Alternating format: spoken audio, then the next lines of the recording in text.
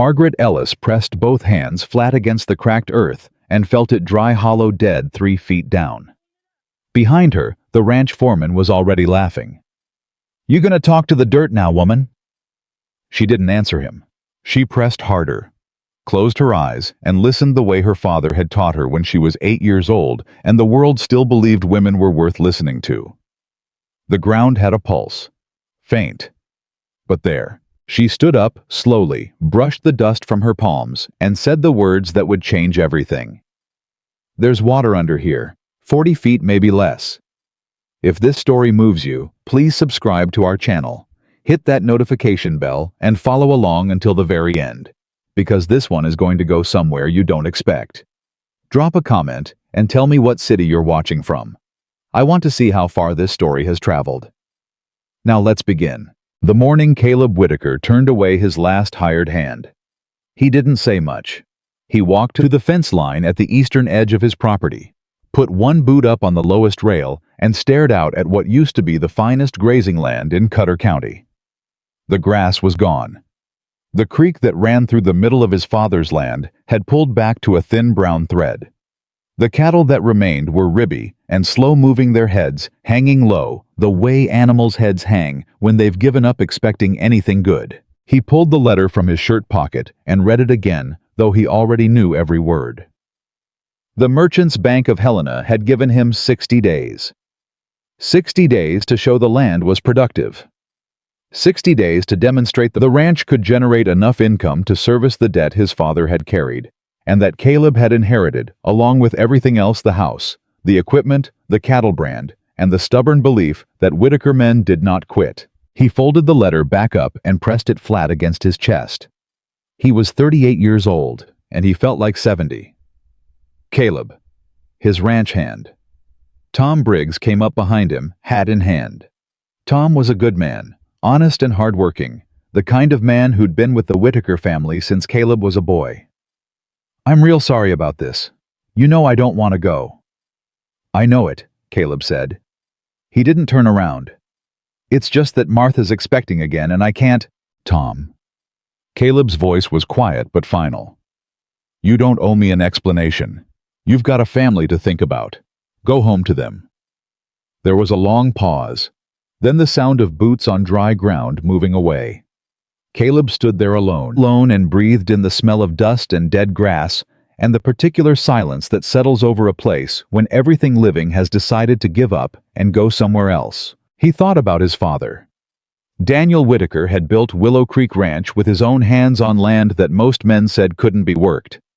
He'd been told it was too dry, too rocky, too far from the rail lines. He'd built it anyway.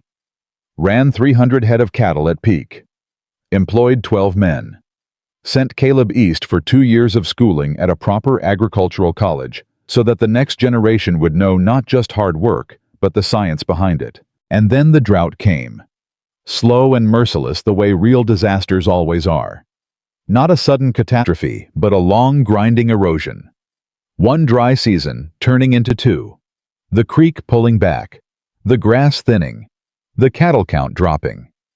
His father had spent the last 3 years of his life fighting it, borrowing against the land to buy feed, trying every technique he knew. He died in the spring of 1879, with the debt unpaid and the land still dying around him. Caleb had come back from the east to bury him. He never left. That had been 2 years ago. 2 years of fighting a battle his father had already been losing. 2 years of waking up before dawn and working until he couldn't see straight, and falling into bed knowing that tomorrow would be the same as today, only worse. I knew what people in town were saying. He'd heard it at the feed store. He'd heard it at the post office.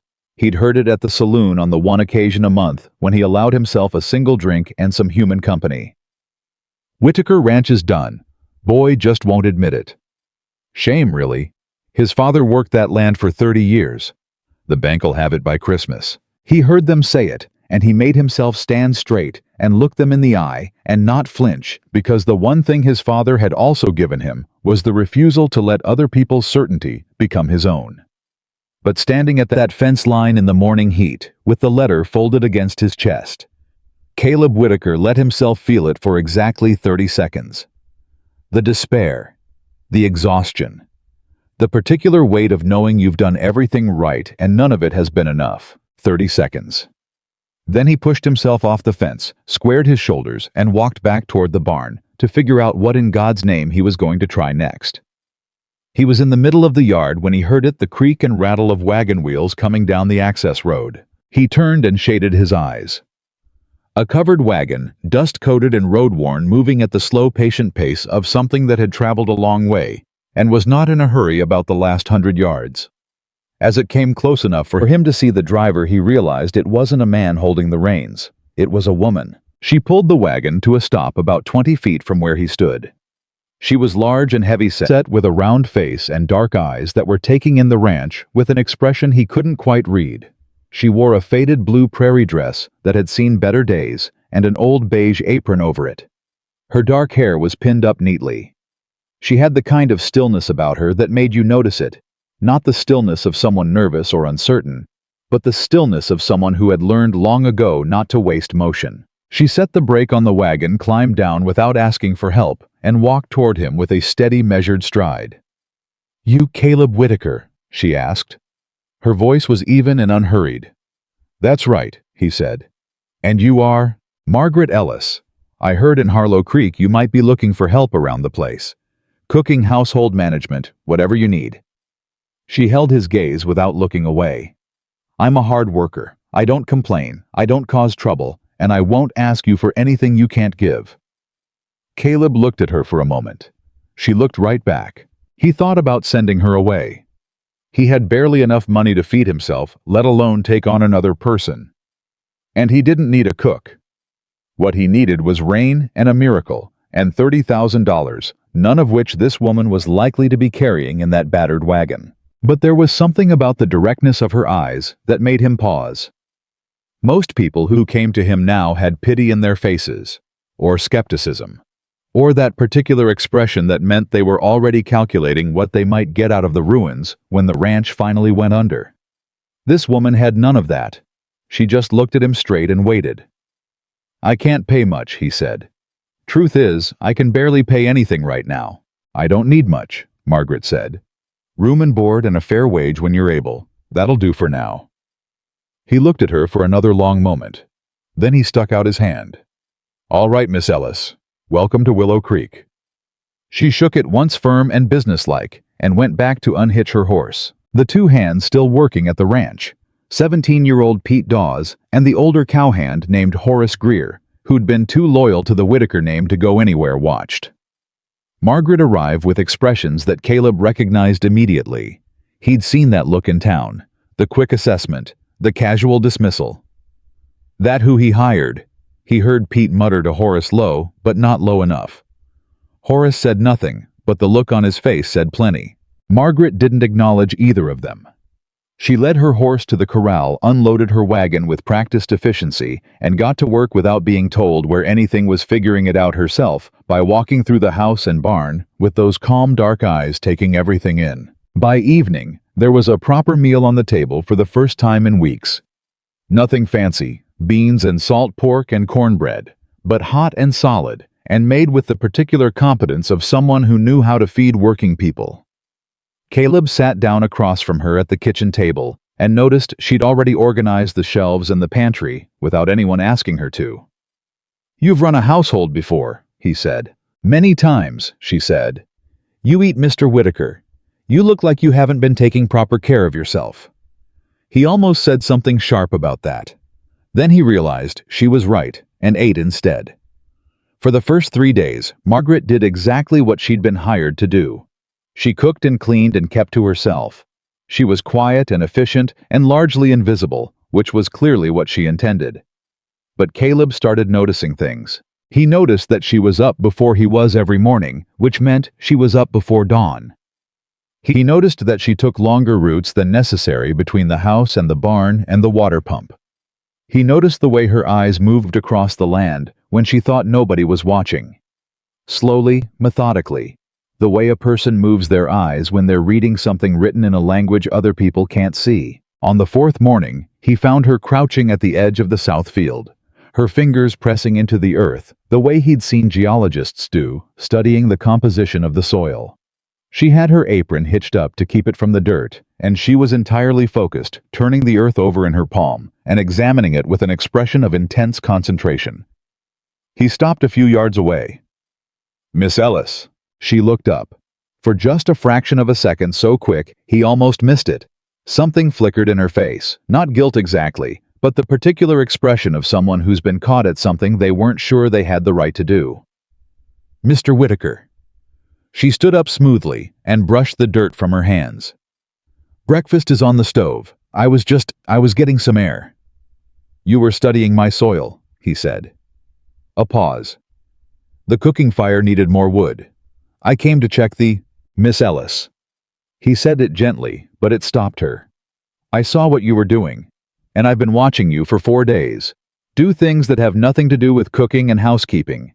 So why don't you tell me what's actually going on?" She looked at him for a moment. Something shifted in those dark eyes, a decision being made. "Your soil's being misread," she said. "That's the simplest way I know to put it." "What do you mean misread?" "I mean that everyone who's looked at this land has made the same mistake. They've looked at the surface and drawn conclusions about what's underneath." She paused, choosing her words carefully. "The surface is bad. I'm not going to pretend it isn't. But the surface isn't the whole story." Caleb studied her face. "Go on." "There's an old creek bed," she said. "Dry now, been dry a while by the looks of it, but the mineral patterns in the soil along the southern edge." She stopped, looked at him with those frank dark eyes. "How much do you know about soil composition, Mr. Whitaker?" "Enough," he said. "I had 2 years at the Agricultural College in Massachusetts." Something happened in her expression, then a slight surprise quickly controlled. "Then you know what iron deposits in dry soil can indicate." "Subsurface moisture," he said slowly. "Capillary movement from a water table. Or from an underground source," she said. "Something deeper. A channel or a reservoir. Something that hasn't been tapped." He was quiet for a long moment, looking out at the dry, cracked ground of the south field. Then he looked back at her. "Where did you learn to read soil like that?" She met his eyes steadily. "My father," she said. "He was an agricultural researcher. We traveled a great deal when I was young. He taught me to see things." "Your father," Caleb said. "What was his name?" "Robert Ellis," she said. "He worked out of the university in Philadelphia for a time. Before—" She stopped. "Before things changed." Caleb said nothing for a moment. Then, "What do you need to be sure?" That surprised her.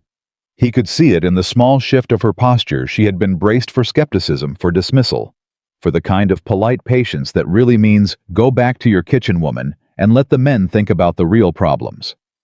She hadn't been expecting a straight, practical question. "Maps," she said, recovering. "Old survey maps if you have them. And time to walk the perimeter of the south and west fields.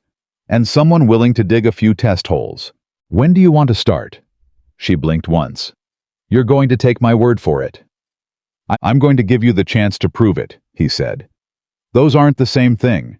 I've been fighting this land for 2 years, Miss Ellis, and I've run out of other ideas. If you've got one, I'm listening." She nodded once, precise and businesslike. "After breakfast," she said. She turned back toward the house. He watched her go and tried to figure out what exactly had just happened. He'd intended to come out here and tell her to stick to what she'd been hired for. He wasn't sure how he'd ended up agreeing to let her walk his property lines instead. There was something about her that he couldn't quite locate in any category he had for people. She wasn't what she looked like. He was becoming increasingly certain of that. The question was what she actually was underneath the quiet competence and the faded dress, and the careful way she measured out her words, like someone who'd learned the hard way that too many of them got used against you. He went into breakfast and tried to think about water tables instead. The maps were in his father's office, rolled and dusty in a corner cabinet, survey maps from the original land grant updated twice since then, as the county expanded and the creek shifted. Margaret spread them on the kitchen table after the dishes were cleared and stood over them with an expression of focused attention that he'd never seen on anyone's face that wasn't a professor's or an engineer's. Here, she said, pointing to a line on the oldest map, the one dated 1849. This is the original creek route. You see how it bends. That creek's been dry since, he thought. Since before my father bought the land. He said so. Said it dried up in the 1860s. Yes, Margaret said. But creeks don't disappear. They change course. They go underground. Her finger traced a path on the map. If this original channel went underground here, and the watershed is what I think it is, based on the mineral deposits I've been seeing. She looked up. Mr. Whitaker, what's under the land on the western edge? The rocky section past the hill. We never used it, he said. Too rocky to graze on, not enough topsoil to farm. My father wrote it off years ago. Has anyone ever surveyed it properly? He thought about it. Not that I know of. She nodded, like that confirmed something she'd already suspected. That's where I'd want to start. Pete and Horace were not enthusiastic about the expedition. Caleb told them to bring shovels and follow along, and they did, but the expressions on their faces made their feelings about it plain. She thinks there's water out in the rocks, Pete muttered to Horace as they walked the western trail. The cook thinks there's water out in the rocks. I can hear you, Margaret said without turning around. Pete shut up. She led them along the rocky ridge with the same methodical attention she'd given the soil samples, pausing every so often to crouch and look at something, a plant growing from a crack in the stone, a particular stain of color on the rock face, an arrangement of gravel that meant something Caleb couldn't read. She made occasional marks on a piece of paper she'd folded into her apron pocket. Right here, she said, finally stopping at a spot that looked to Caleb like every other spot on that ridge. I want to see what's at 3 feet, then 6. You want us to dig in solid rock, Horace said. The surface is rocky, she said, still patient, still unhurried. 18 inches down the composition changes. You'll hit softer ground. Start there. Horace looked at Caleb with an expression that said quite plainly, he thought this was a waste of effort. They didn't have to spare. Caleb looked back at him with an expression that said dig anyway. They dug. It was hard going, and Pete complained under his breath the entire time, and nothing happened for the first hour and a half. Then Caleb's shovel hit something wet. Not the muddy wet of recent rain. Something deeper. Something that hadn't been dry for a very long time. He stopped and looked at Margaret. She was already looking at him. Keep going, she said quietly, but slowly. They kept going slowly, and 20 minutes later, the water came up. Not a flood, not at first. A seep. A slow push of dark, wet earth that smelled of minerals and depth and old stone. Pete made a sound somewhere between a gasp and a curse. Horace took his hat off and held it in front of his chest. Caleb looked at Margaret and could not immediately find words. It'll need proper excavation, she said, and her voice was calm, but her eyes were bright. And a pump or a gravity-fed channel if the grade allows it. But it's there. It's been there all along. She paused. This is what I was trying to tell you. How did you know? Caleb asked. His voice came out rougher than he intended. Because I listened, she said simply. To the land. Most people stopped listening to this land a long time ago and just started waiting for it to die. Pete stood up out of the half-dug hole with water at his boots and looked at Margaret with an expression that wasn't quite the same as the one he'd had 3 hours ago. She was right, he said, as if he was telling Caleb something. Caleb wasn't already standing there watching with his own eyes. Margaret didn't respond to that. She was already crouching again, marking angles in her notebook, working out the grade lines in her head. The problem was the timeline. Even with the underground source confirmed, digging proper channels and getting water moving to the south fields would take weeks. The bank inspector was coming in less than 3. Caleb drove into Harlow Creek that afternoon and stood in front of the assayer's office and did the math in his head, and the math did not come out in his favor. He was walking back to his wagon when he heard the voice. Whitaker. He turned.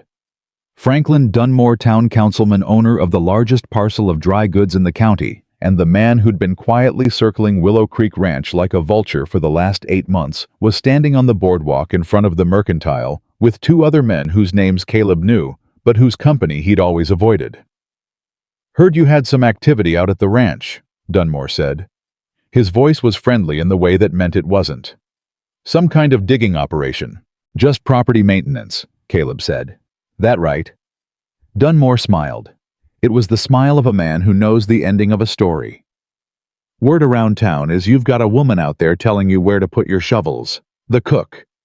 He let that sit a moment. A woman of her particular proportions, telling a rancher how to manage his land. The two men with him made sounds that weren't quite laughs. Caleb said nothing. Caleb, Dunmore said, and now his voice dropped to something that was almost kind, which made it more offensive. I've put a fair offer on the table. It stands for 30 more days. After that, he shrugged. Well, banks don't negotiate once they start proceedings. I appreciate your concern, Caleb said. He held the man's gaze long enough to make the length of it felt. Then he got on his wagon and drove back to the ranch. He rode most of the way back without thinking about Dunmore. He was thinking about something else. He was thinking about the moment on the rocky ridge when Margaret's face had been lit with that particular brightness. Not triumph exactly, but the deeper and quieter satisfaction of being proven right about something you've known all along, but been unable to make anyone else see. He'd seen that look before.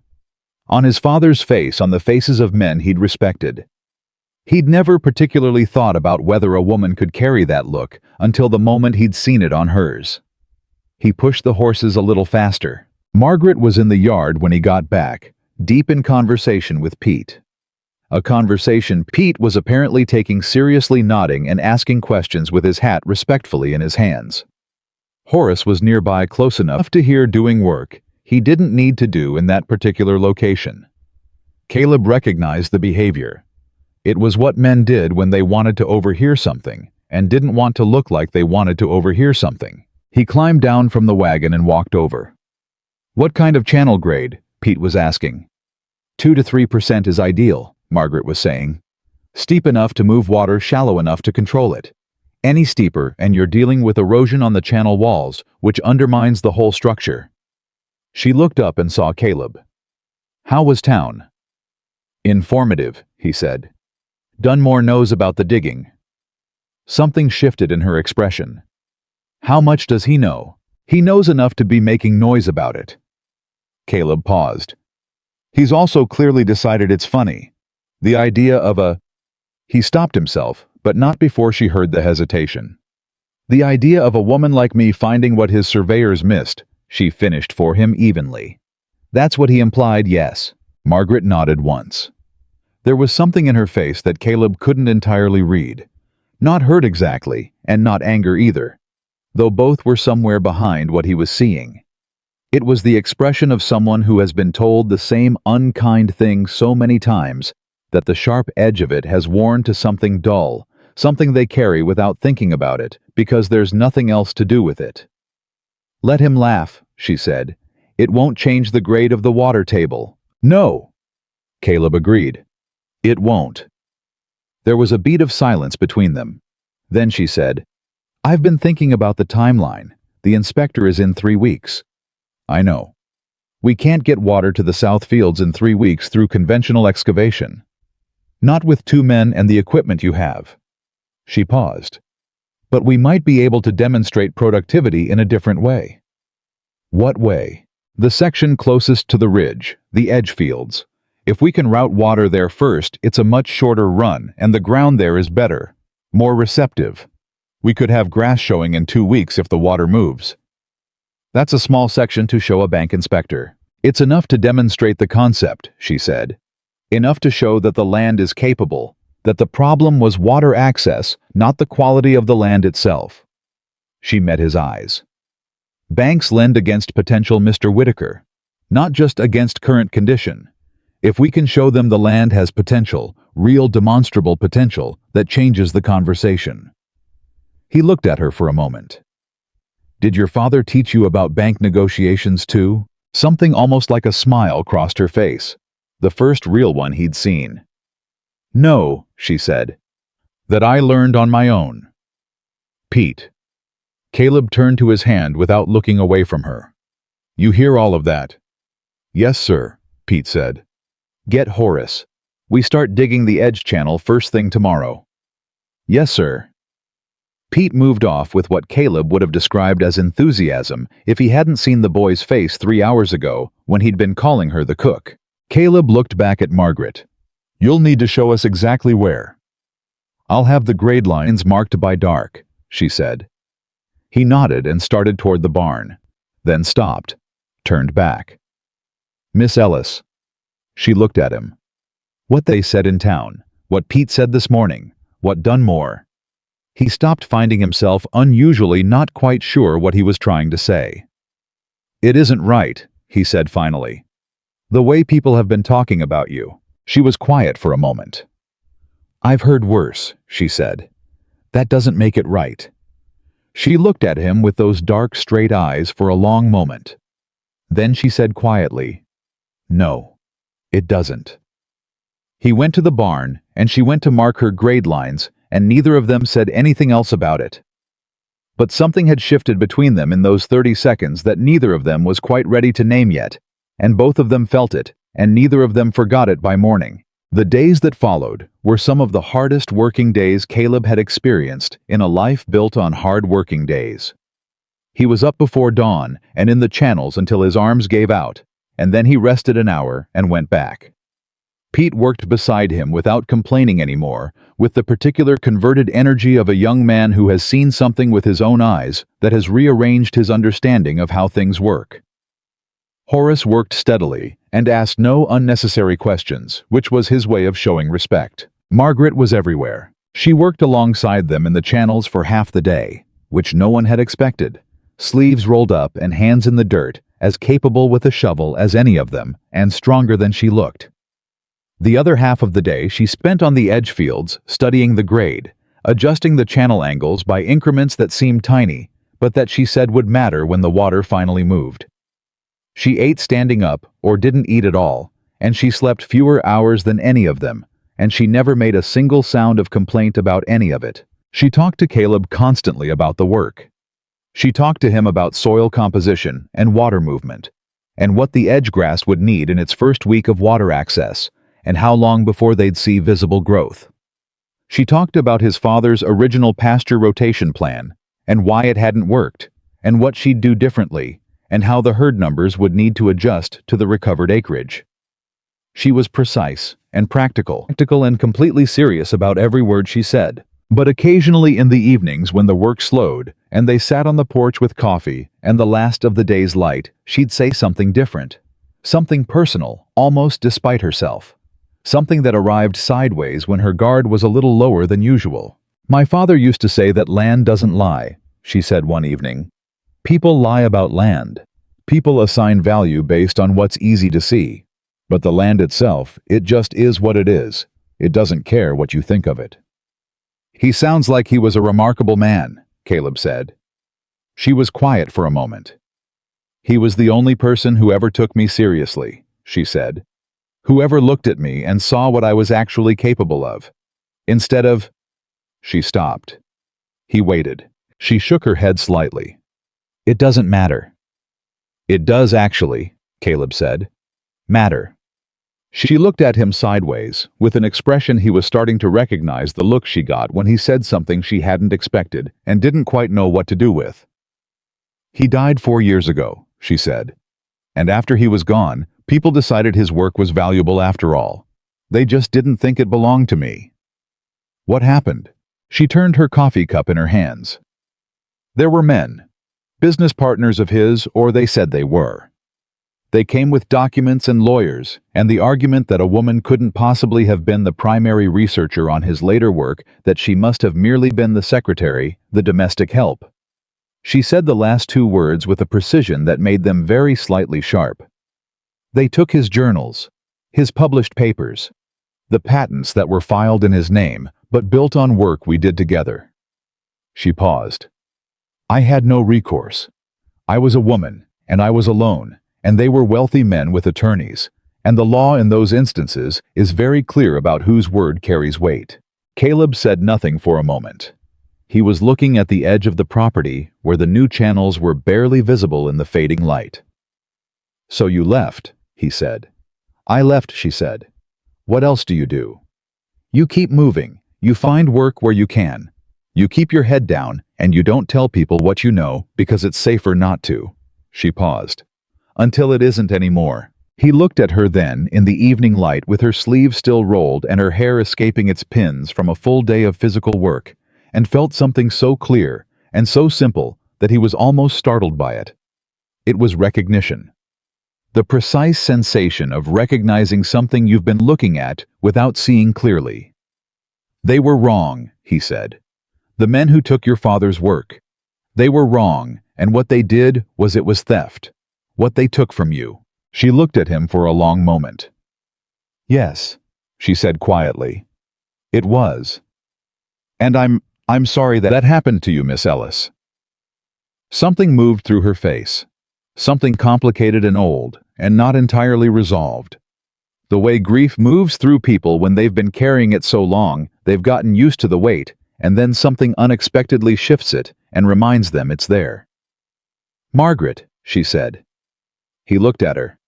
"You can call me Margaret," she said. "If you'd like." He nodded. "Caleb," he said. And they sat for another hour in the evening quiet and watched the last of the light leave the sky over the dry hills that had begun in the smallest and earliest way to have hope in them again. On the 12th day, the water reached the edge fields. It came slowly at first, the way it always does, when something has been waiting a very long time, feeling its way along the new channels, spreading into the cracked ground in dark widening stains, soaking downward and sideways both at once. By the end of the afternoon, the edge section had gone from the dull pale beige of dry exhausted earth to something darker and richer and alive-looking. And by the next morning, the first thin green threads of grass were visible to anyone looking closely enough. Caleb stood in that field in the early morning and put his hand on the damp ground and felt something break open in his chest that he hadn't let break for 2 years. "It's going to work," he said. His voice came out unsteady. Yes, Margaret said beside him. "It is." He didn't look at her right away. He needed a moment.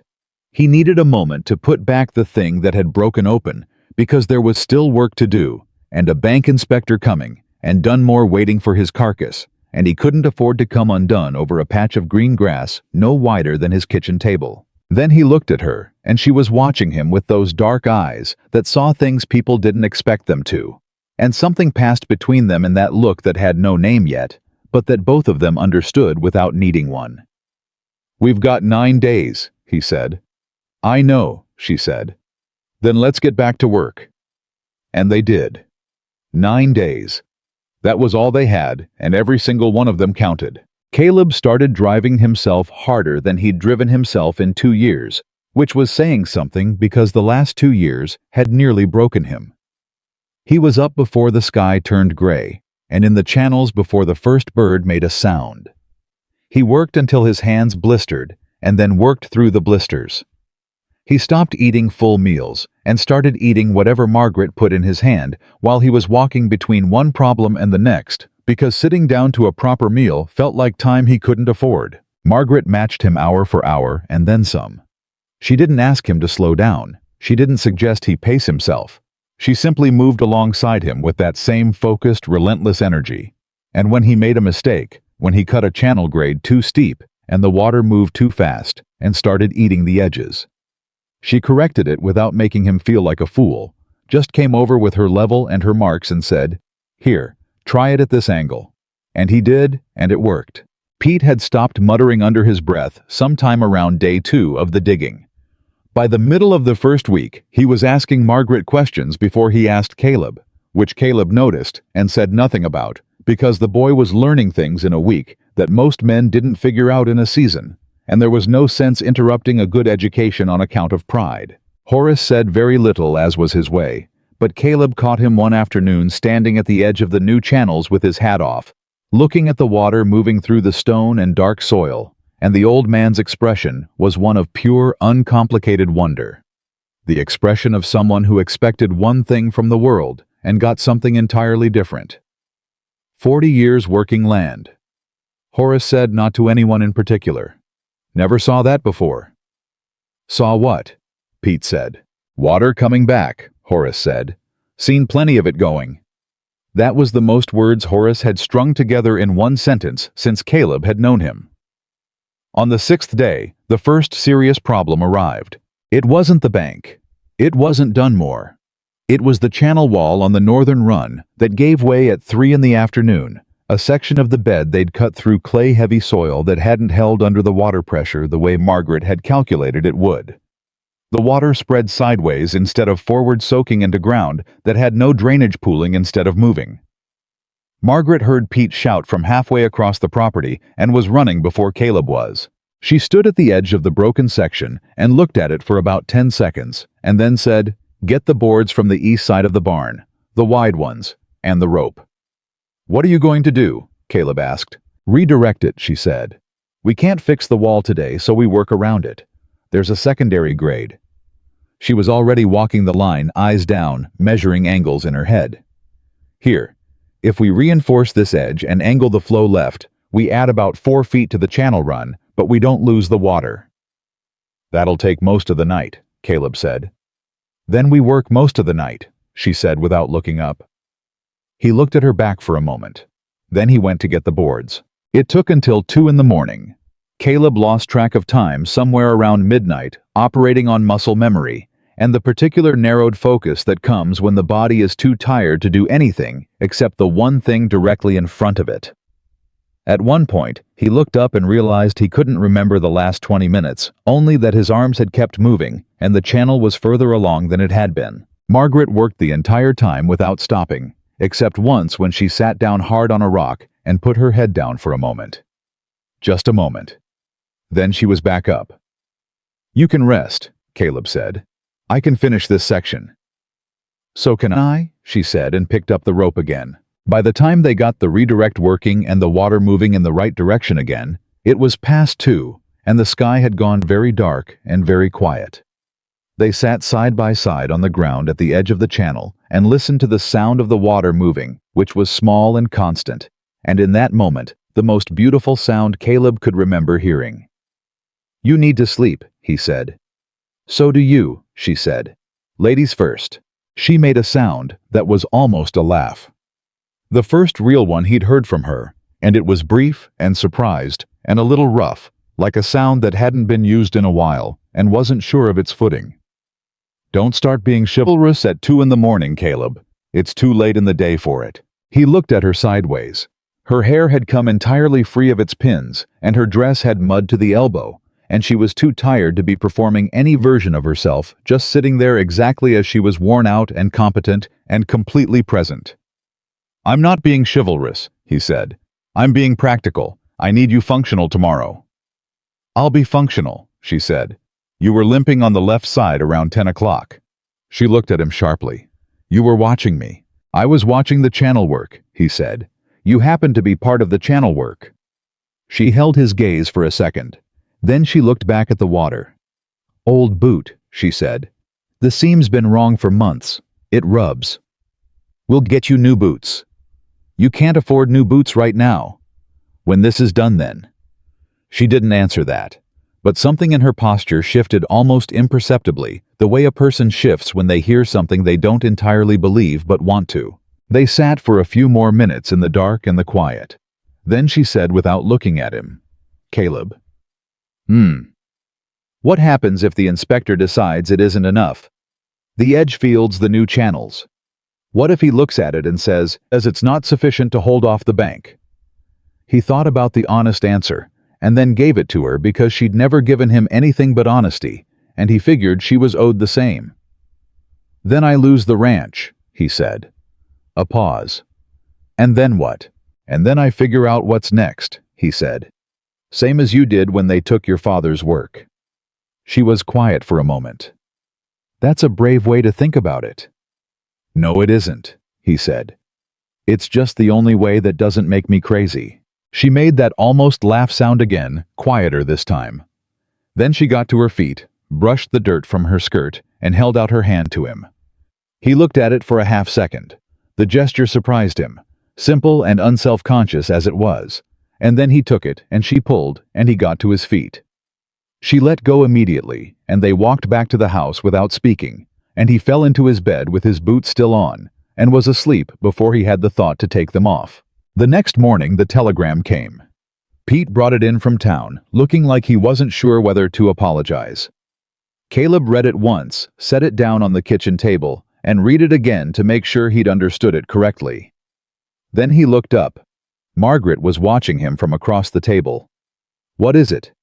"Banks moved up the inspector visit," he said. "He's coming in 4 days, not 9. The silence in the kitchen went very flat. 4 days, Margaret said. "Done more," Caleb said. The word came out short and controlled and very tight. "He's on the bank's county advisory board. I should have remembered that. I should have—" He stopped, pressed his hands flat on the table. He pushed the timeline up. He's been waiting for an excuse and the digging gave him one. If the inspection fails now, he gets first right of purchase before anyone else can make an offer. "He told the bank you were making unauthorized excavations," Margaret said. It wasn't a question. "That'd be my guess." Caleb's voice was level. The leveling of it was taking significant effort. "Cast it as a sign of desperation, or instability. Something that makes the bank nervous enough to move early." "Can you contest it? On what grounds? He hasn't broken any rules. He's just—" He stopped again. Let out a slow breath. "He's smart. I'll give him that. He's been patient, and he's been smart, and I walked right into it." Pete was standing in the way, looking miserable. "I'm real sorry, Mr. Whitaker." "Not your fault, Pete." Caleb looked at Margaret. 4 days. You tell me honestly, is it enough?" She thought about it. He watched her think about it, the way her eyes went distant and focused at the same time, working the problem, calculating what he couldn't. "The edge fields will show growth," she said carefully. "Real growth. Not spectacular, but real. The channels are, if we work today and tomorrow without stopping, the main channel run will be functional. The question is whether we can get enough grass visible on enough acreage to make the case. And what's your honest assessment of that?" She held his eyes. "It'll be close," she said. "It'll be very close." "But possible." "Yes," she said. "Possible." He stood up from the table. "Then let's not waste another minute." What followed were 2 days that Caleb Whitaker would describe for the rest of his life as the hardest 48 hours he ever lived through, including the years of drought and the morning he buried his father. They worked in a sustained, driven silence, broken only by necessary communication. Margaret's instructions, his responses, Pete's questions, Horace's occasional terse observations about grade or flow. They ate standing up. They slept in fragments. The water moved through the main channel by the afternoon of the second day, slower than Margaret had wanted, faster than Caleb had feared. The grass on the edge fields grew thin and green and new and absolutely real. On the evening before the inspector was due, Caleb stood at the edge of the recovered section and made himself see it honestly the way an inspector would. It was small. He couldn't pretend it wasn't small. In the context of the whole ranch, it was a modest patch of returned land, visible proof of a concept, but not yet proof of a transformation. Whether it would be enough depended on who was looking and what they were willing to see. "Tell me it's enough," he said. "I can't tell you that," Margaret said from behind him. He turned. She was standing a few feet away, hands folded in front of her, watching him with those steady dark eyes. She looked as tired as he felt, which meant she looked like she'd been through something, but she was standing straight and her eyes were clear. "It might not be enough," she said. "I won't lie to you about that." "But you believe in this land," he said. "I believe in what's under this land," she said. "The inspector might not be looking for what we found. He might be looking for what everyone else has been looking for: surface results. Fast returns. Something that looks like a solved problem, instead of a problem in the process of being solved." "Then I'll have to change what he's looking for," Caleb said. She looked at him. "How?" "By explaining it," he said. "By showing him the channel, the source. By making him understand that what we've done in 2 weeks is the foundation of something that lasts, not a quick fix, not a gamble, but a structural change to how this land produces water." He paused. "You'll need to help me explain it." Something shifted in her expression. "Me. You understand it better than I do," he said simply. "The inspector will have questions I won't be able to answer as well as you can. He needs to understand the soil composition, the aquifer structure, The grade calculations, all of it. And you're the one who mapped it. She was quiet for a moment. He watched her process what he was asking, not just the technical part, but the other part. The part where she stood up in front of a banker's representative and spoke with authority about something she knew and someone else doubted. The part where she made herself visible in exactly the way she'd spent years learning to avoid. "They won't want to hear it from me," she said. Her voice was factual, not self-pitying. A woman explaining hydrology to a bank inspector in 1881. "Then we'll make them hear it anyway," Caleb said. "I'll be right there, every word. But it needs to come from you." Another silence. He held her gaze and didn't look away because he wanted her to understand that he meant it not as a tactic, not as the most convenient option, but because it was right. "All right," she said finally. "Then I'll talk." He nodded once. "Good." He turned back to look at the green edge of the field, small and stubborn, and alive against the dry expanse of everything surrounding it. "Caleb." Her voice came from behind him, quieter than before. He turned. "Thank you," she said. "For—" She stopped, found the words. "For asking me, instead of just using what I know without another stop. For asking me." "You shouldn't have to thank me for that," he said. She shook her head very slightly. "You'd be surprised," she said. "How rare it is." He looked at her for a moment. He wanted to say something that would be adequate to what she'd just said, and to the fact that she'd said it, the long, quiet weight behind it.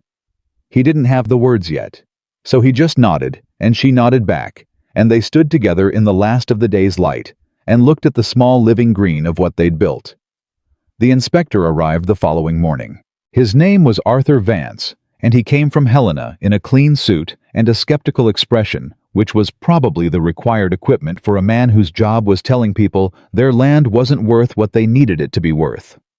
He was 50-something, professionally polite, in the way that has nothing to do with warmth, and he came with a ledger and two other men who had the look of people paid to agree with whatever he said. Franklin Dunmore was there too.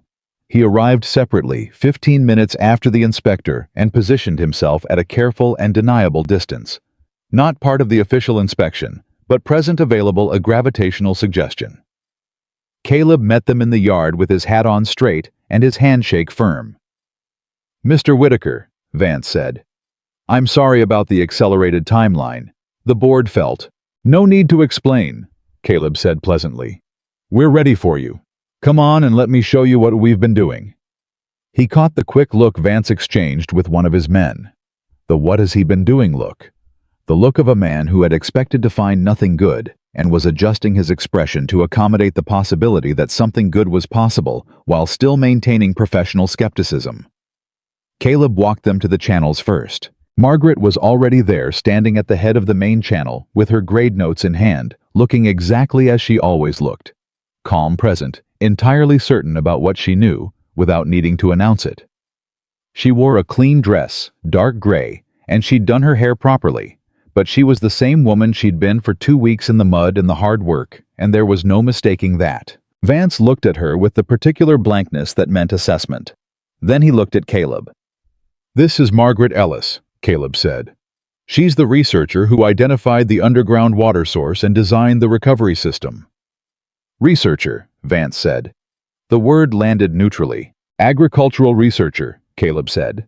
Her father was Robert Ellis, whose work on subsurface aquifer mapping was published through the University of Philadelphia.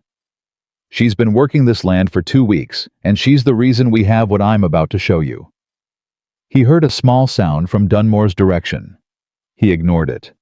Vance looked at Margaret again. "Miss Ellis." "Mr. Vance," she said. Her voice was clear and perfectly steady.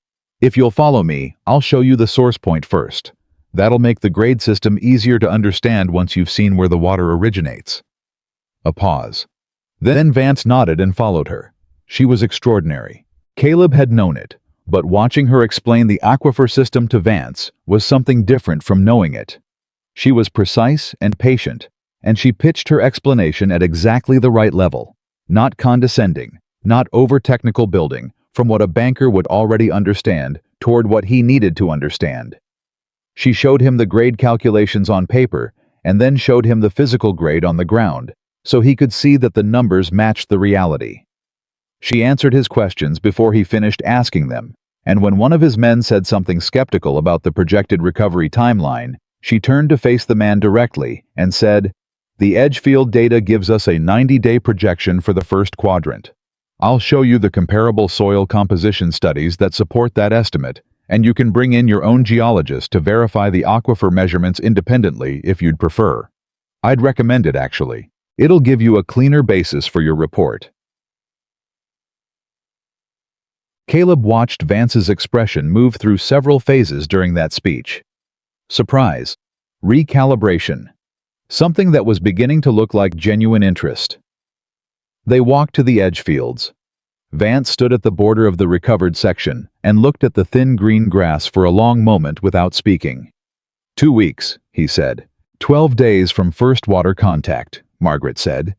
That rate of growth is consistent with the soil type and the water volume we're currently running. Over the next 90 days, with full channel operation. The recovery timeline, Vance said. Walk me through it. She did.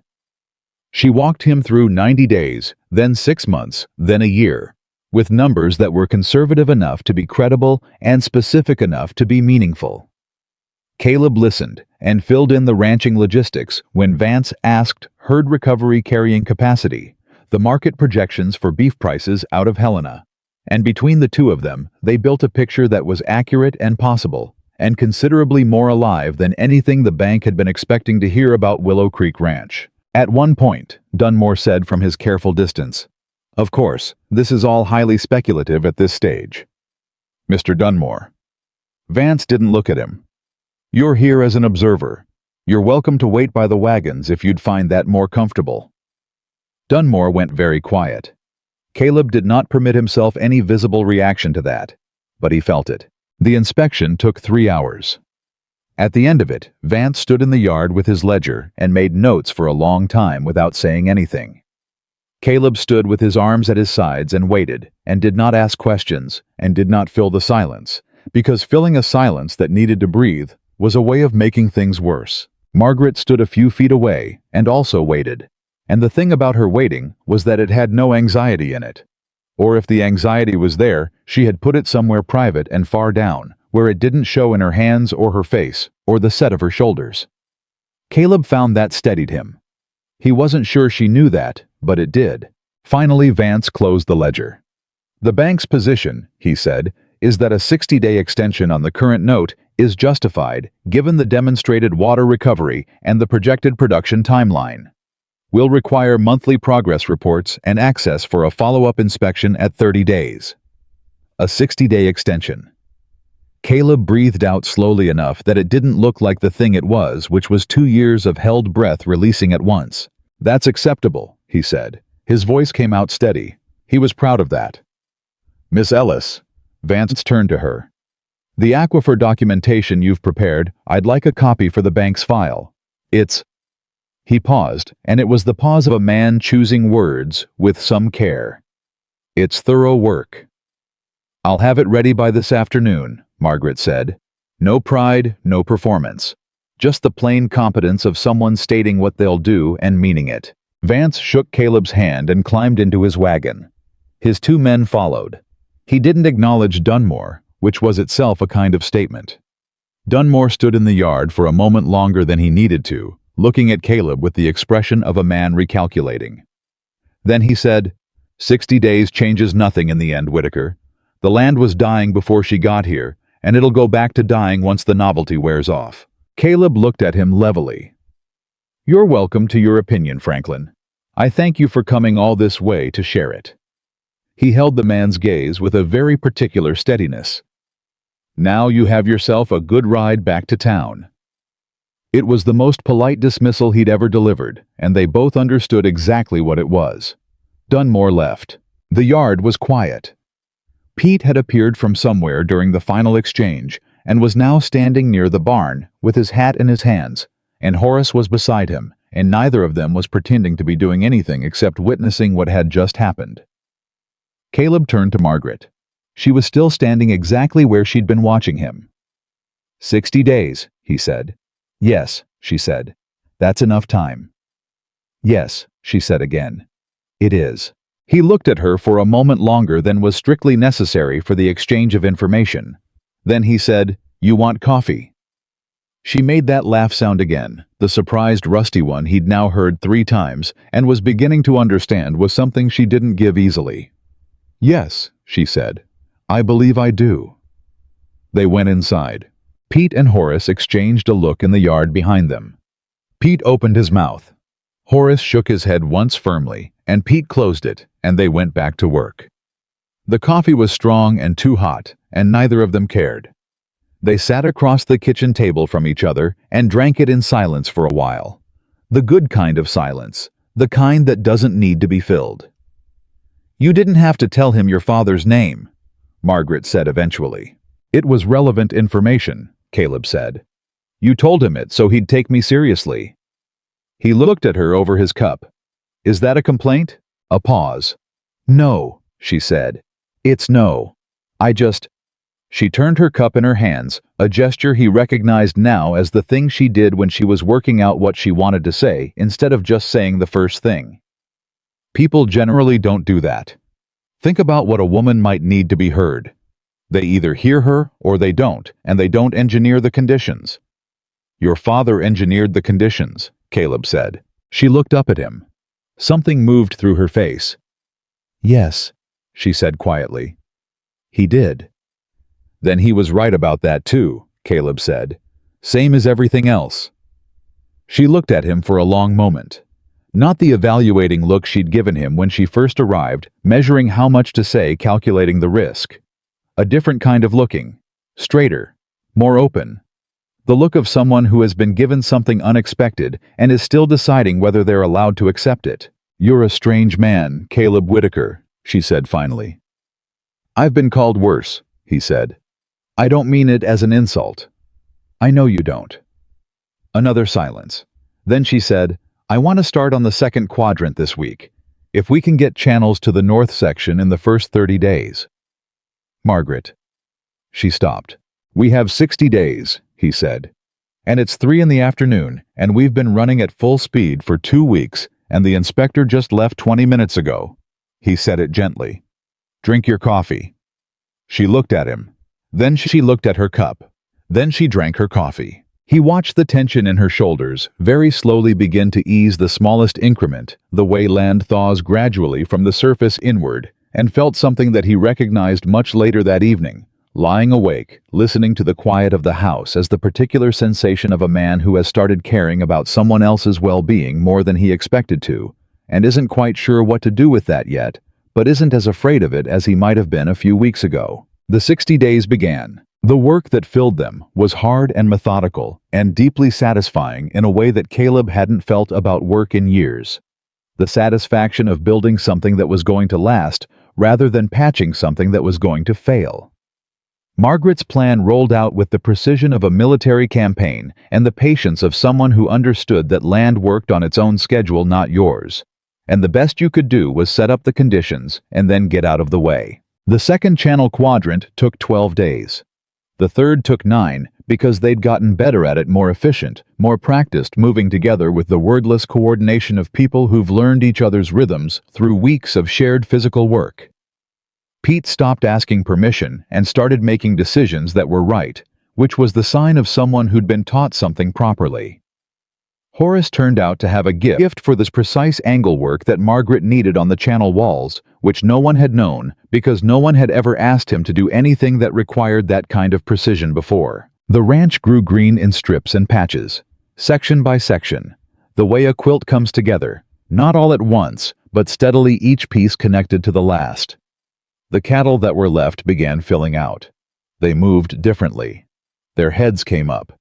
People started noticing. Not all of them were kind about it. There were women in town who said things about Margaret that Caleb heard secondhand, and that made his jaw tighten.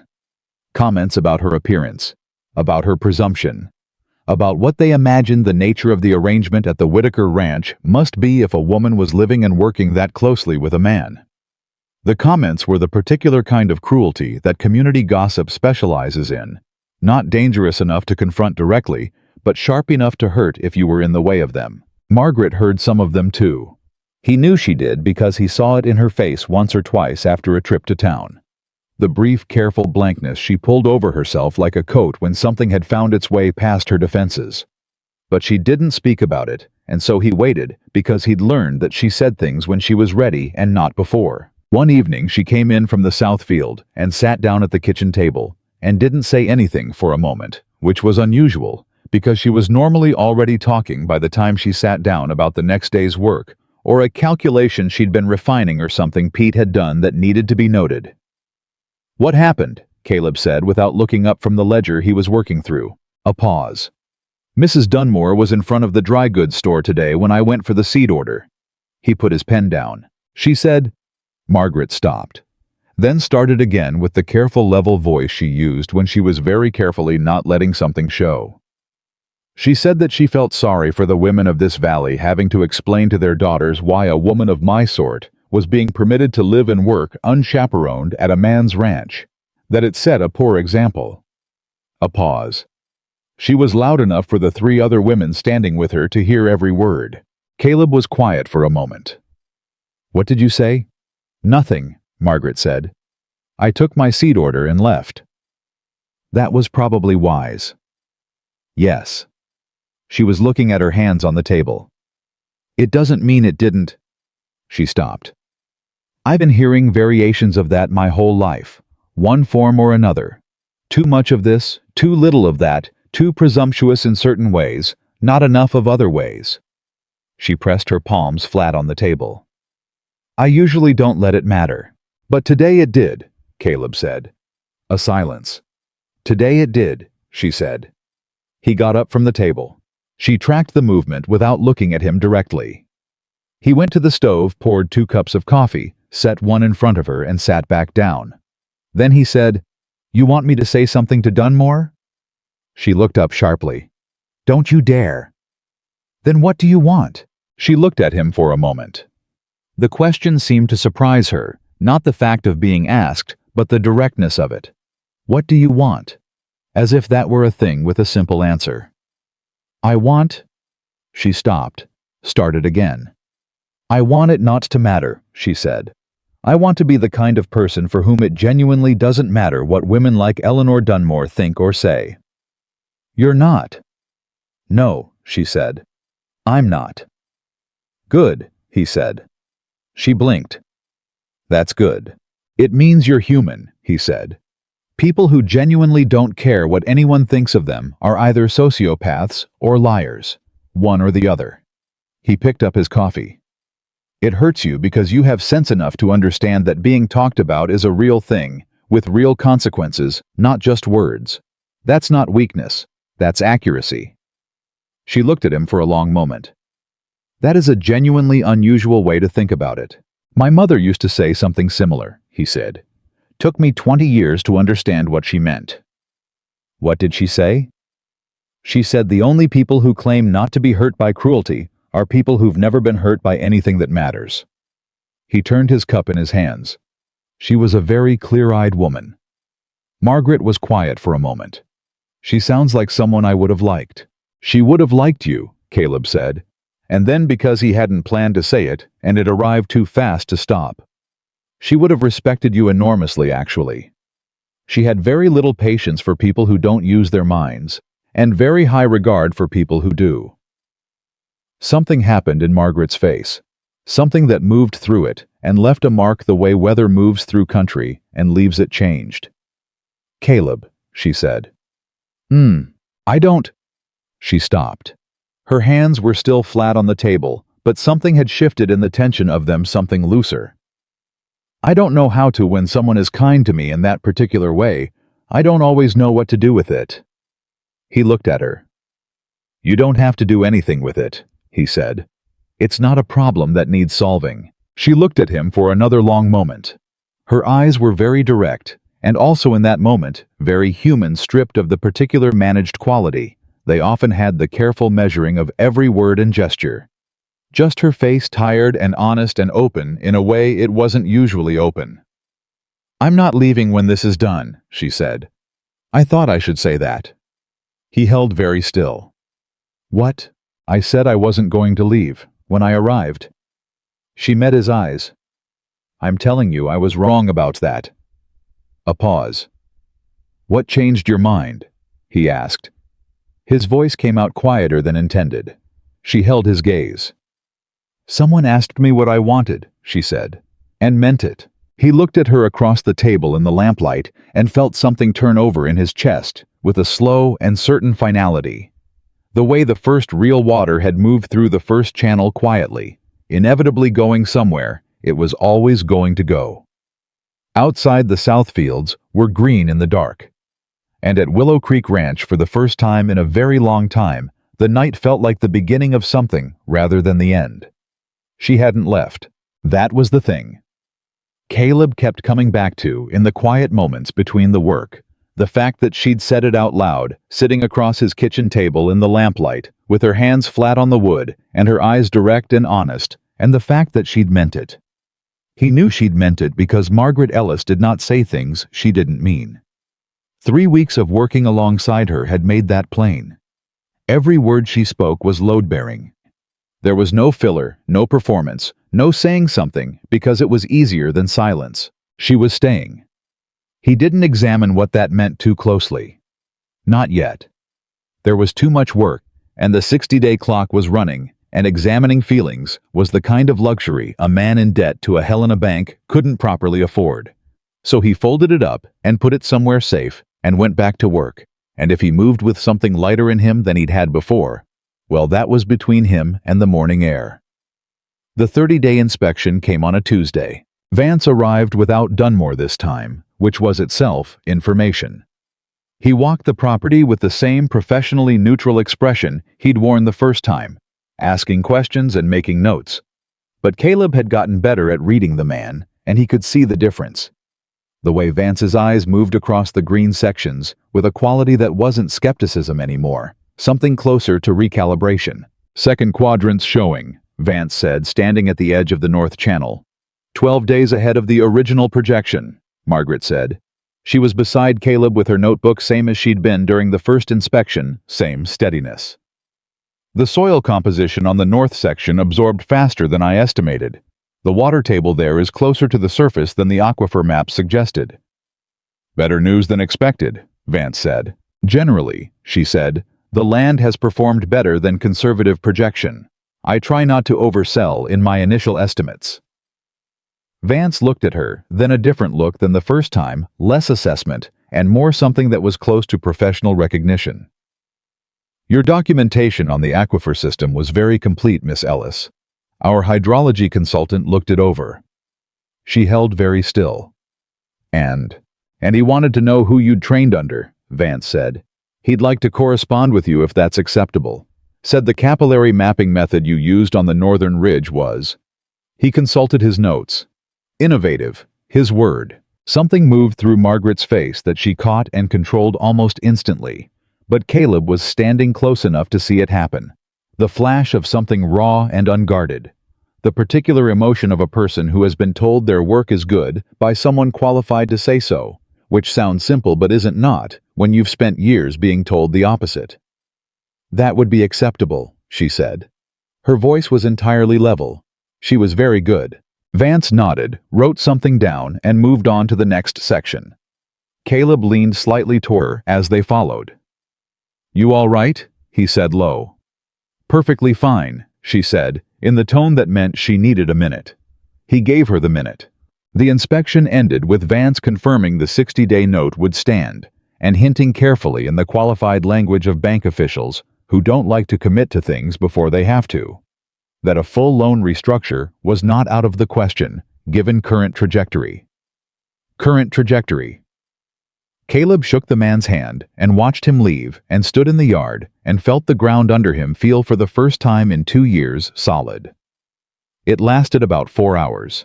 The man arrived that afternoon on a roan horse that moved like money, which was Caleb's first indication that something was wrong. He was 60 or so, silver-haired, wearing a good suit that had been impractical for the road and didn't care with the ease of someone who has never had to care about practicality, because practicality was something other people handled. His name, he said when Caleb met him in the yard, was Harold Weston. "I'm an attorney," Weston said. "Out of Philadelphia. I represent a consortium of business interests in the matter of the estate of Dr. Robert Ellis, deceased. The yard got very quiet. Caleb was aware of Margaret behind him on the porch, where she'd come when she heard the horse. He was aware of her going very still. "I'm not sure what brings you to my property, Mr. Weston," Caleb said. He kept his voice level. He kept his body very easy weight balanced, the way his father had taught him to stand when someone was trying to make you feel small. "I'm here to speak with a woman traveling under the name Margaret Ellis," Weston said. "I have reason to believe she's residing here." "Traveling under the name," Caleb said. "That's an interesting way to put it. Most people just call it their name." "Sir, this is a legal matter, and I'd appreciate—" "Mr. Weston." Caleb's voice stayed pleasant. "You've ridden onto my property unannounced and started making statements about a member of my household. Before we go any further with this conversation, I'd like to understand what exactly you want." A pause. Weston recalibrated. "There are certain documents and research materials in Miss Ellis's possession that belong properly to the consortium I represent. Materials that were part of Dr. Ellis's professional estate and were improperly retained upon his death." "Improperly retained," Caleb said. "Taken," Weston said, dropping the softening. "The consortium has been looking for her for 2 years. I can speak for myself." Margaret's voice came from behind Caleb, and it was the clearest and most unafraid he had ever heard it. He stepped to the side, not back to the side, staying close, and she came down off the porch and stood in the yard with Weston looking at her. If she was frightened, and Caleb thought she was, it was entirely below the surface. What was on the surface was the look he'd seen on her face on the rocky ridge the day the water came up certain direct done with hiding. "Mr. Weston," she said, "I know who you represent. I've been expecting you for 2 years. What I didn't expect was that you'd come this far to repeat a lie in person, when it's been working just fine in writing." Weston's expression sharpened. "Miss Ellis, I would advise—" "My father's research journals are mine," she said. "His field notes are mine. The capillary mapping method that your consortium filed a patent on 6 months after his death was developed by him and documented by me, and I have the original dated notebooks to prove it. All of them. I kept them." She paused. "Did your clients tell you I kept them?" A silence. Caleb watched Weston's face and saw something happen in it. A small recalibration, the kind that meant information had landed that hadn't been expected. "The materials were part of the professional estate," Weston said, but the authority had shifted slightly. "The materials were in my possession before my father died," Margaret said. "He gave them to me. Not because he was dying, but because they were my work as much as his, and he knew it, and he wanted to make sure there was a record that couldn't be taken." She held the man's gaze. "He knew what your clients would try to do. He told me they would try. He made me promise to keep the notebooks and keep moving and not stop until I found somewhere I could stand still and fight." "This is a substantial legal claim," Weston started. "Yes," she said. "It is. And I have a substantial legal record to support it. Original notebooks dated in my father's hand and mine, corresponding with publication dates that predate your consortium's patent application by 4 years." She paused again. "You've traveled a long way, Mr. Weston. Would you like a cup of coffee while you consider your next step?" Weston looked at her for a long moment. Then he looked at Caleb, as if looking for something there that would shift the equation. Caleb looked back at him with his most pleasant and completely immovable expression. "I'll be in Harlow Creek for 2 days," Weston said finally. "I'll need to correspond with my clients." "Of course," Margaret said. "You know where to find me." Weston mounted his horse and rode back down the access road. Caleb watched him go and didn't say anything until the sound of the hooves was gone. Then he turned to Margaret. She was standing exactly as she'd been standing, still and straight, watching the road. And then very slowly, she let out a breath that came from somewhere deep down, the kind of breath that means something held for a very long time is being released. "You kept the notebooks," Caleb said. "My father told me to keep them," she said. "He said—" Her voice was steady, but something was working at the edge of it. "He said that knowledge is only as powerful as the evidence it leaves behind. Keep everything. Every date, every entry, every calculation. Keep it in your own hand so no one can say you weren't there. He was preparing you. Yes, she said. He knew he was dying, and he knew what they would do, and he spent the last year of his life making sure I had what I would need to fight them. She paused. I just didn't know where to fight from. Until now. Caleb looked at her. You're going to fight them. I was always going to fight them, she said. I just needed somewhere to stand.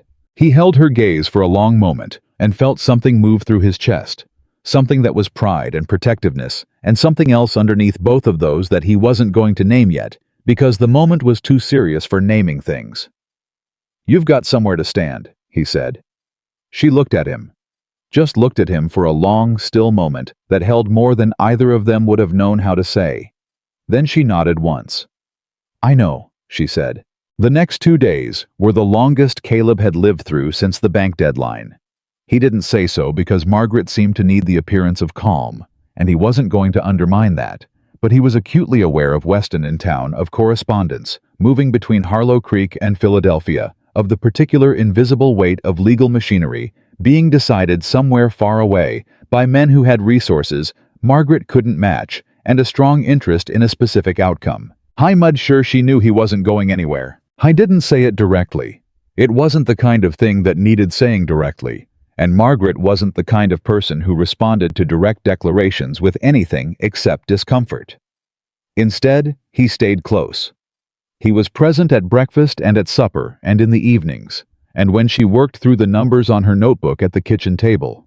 He sat across from her with his ledger, and when she went quiet, he let the quiet be comfortable and didn't fill it with reassurance she hadn't asked for. On the second evening, she looked up from her notebook and said, He's going to come back with a compromise offer.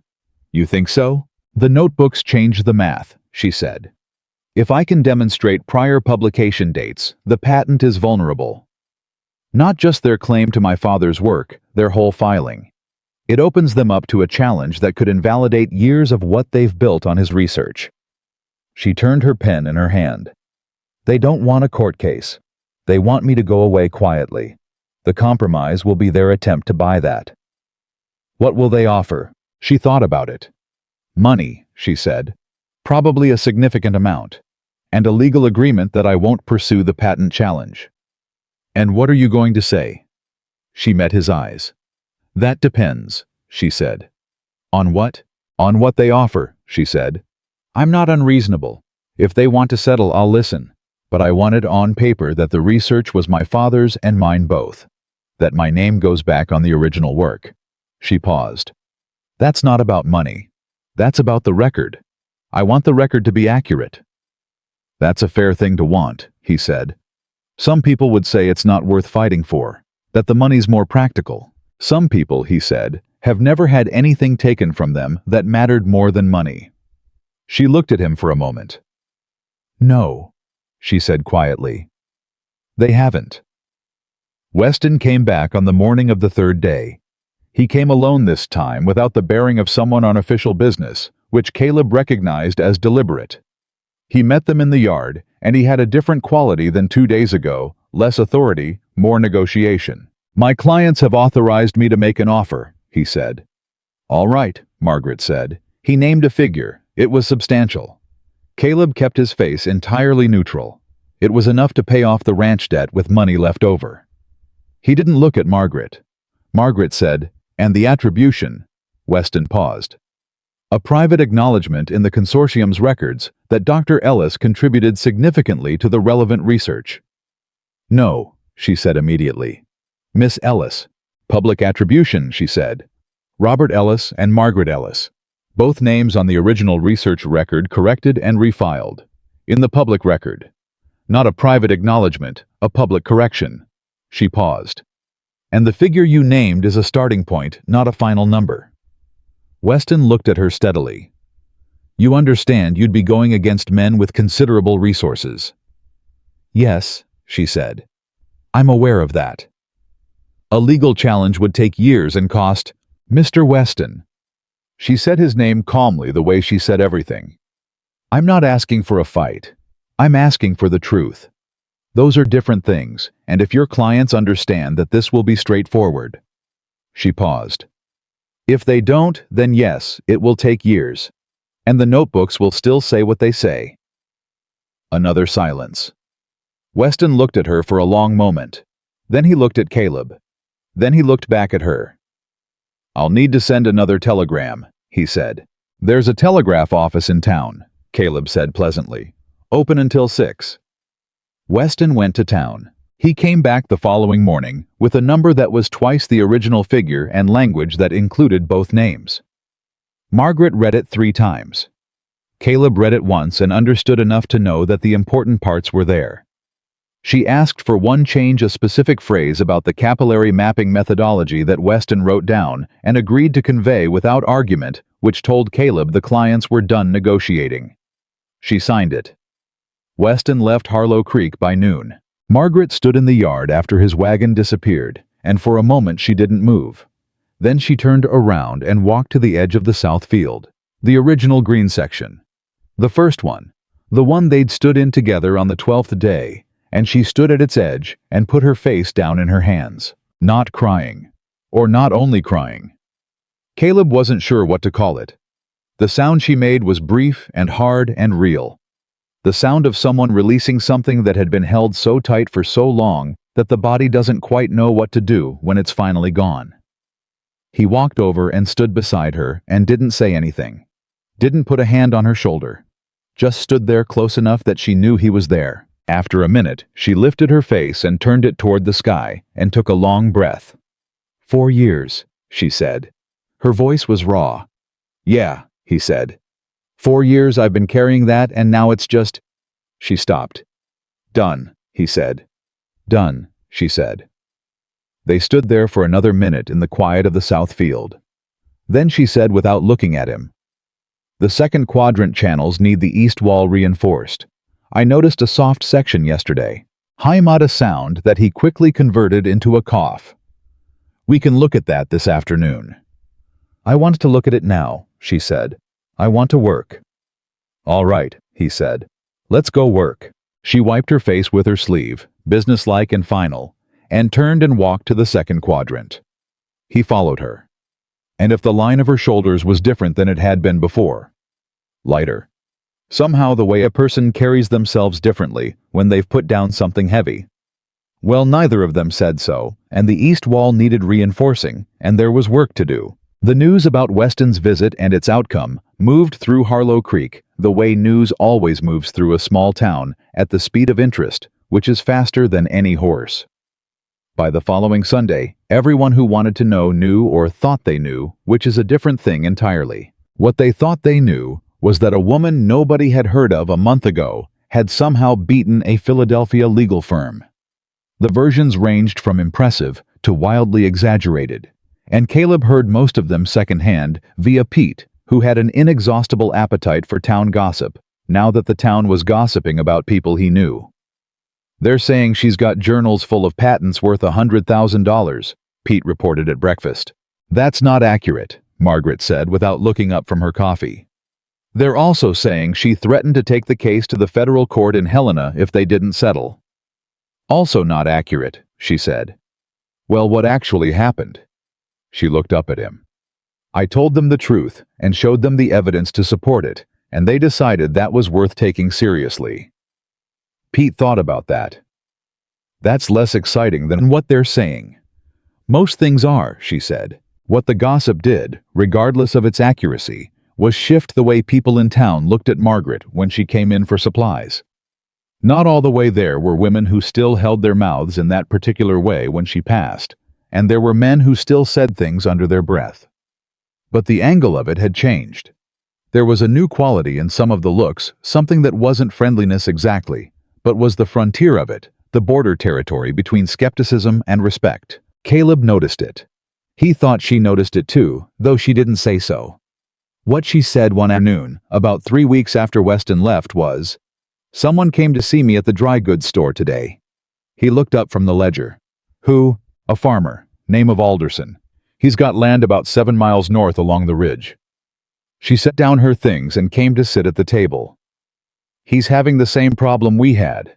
The surface reads dry and dead, and his family's been working it wrong because they didn't know what to look for."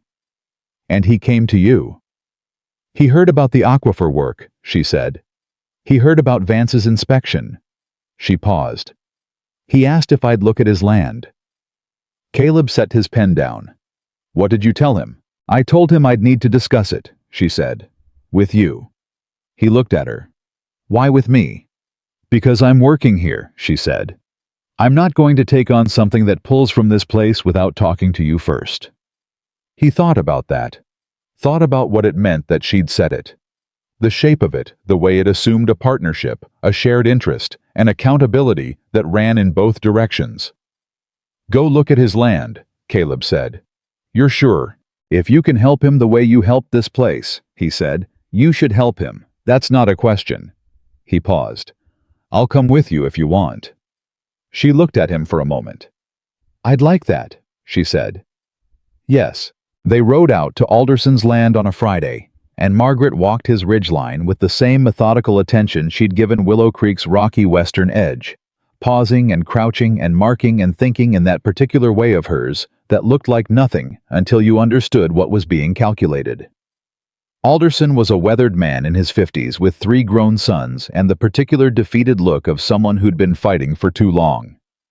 He watched her work with an expression that moved gradually from skeptical to something more open, the same trajectory Caleb recognized from watching his own face do it 6 weeks ago. There, she said finally at a point along his north fence line.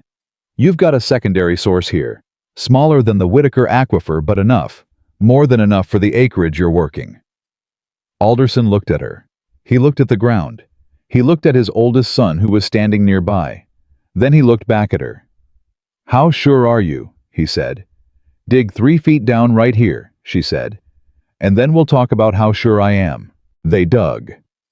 And what came up made Alderson's oldest son make a sound that was half a laugh and half something else entirely.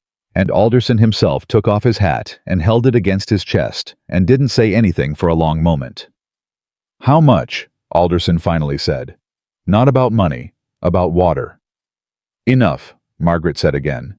It'll take work, but it's there, it's been there. On the ride, back to Willow Creek.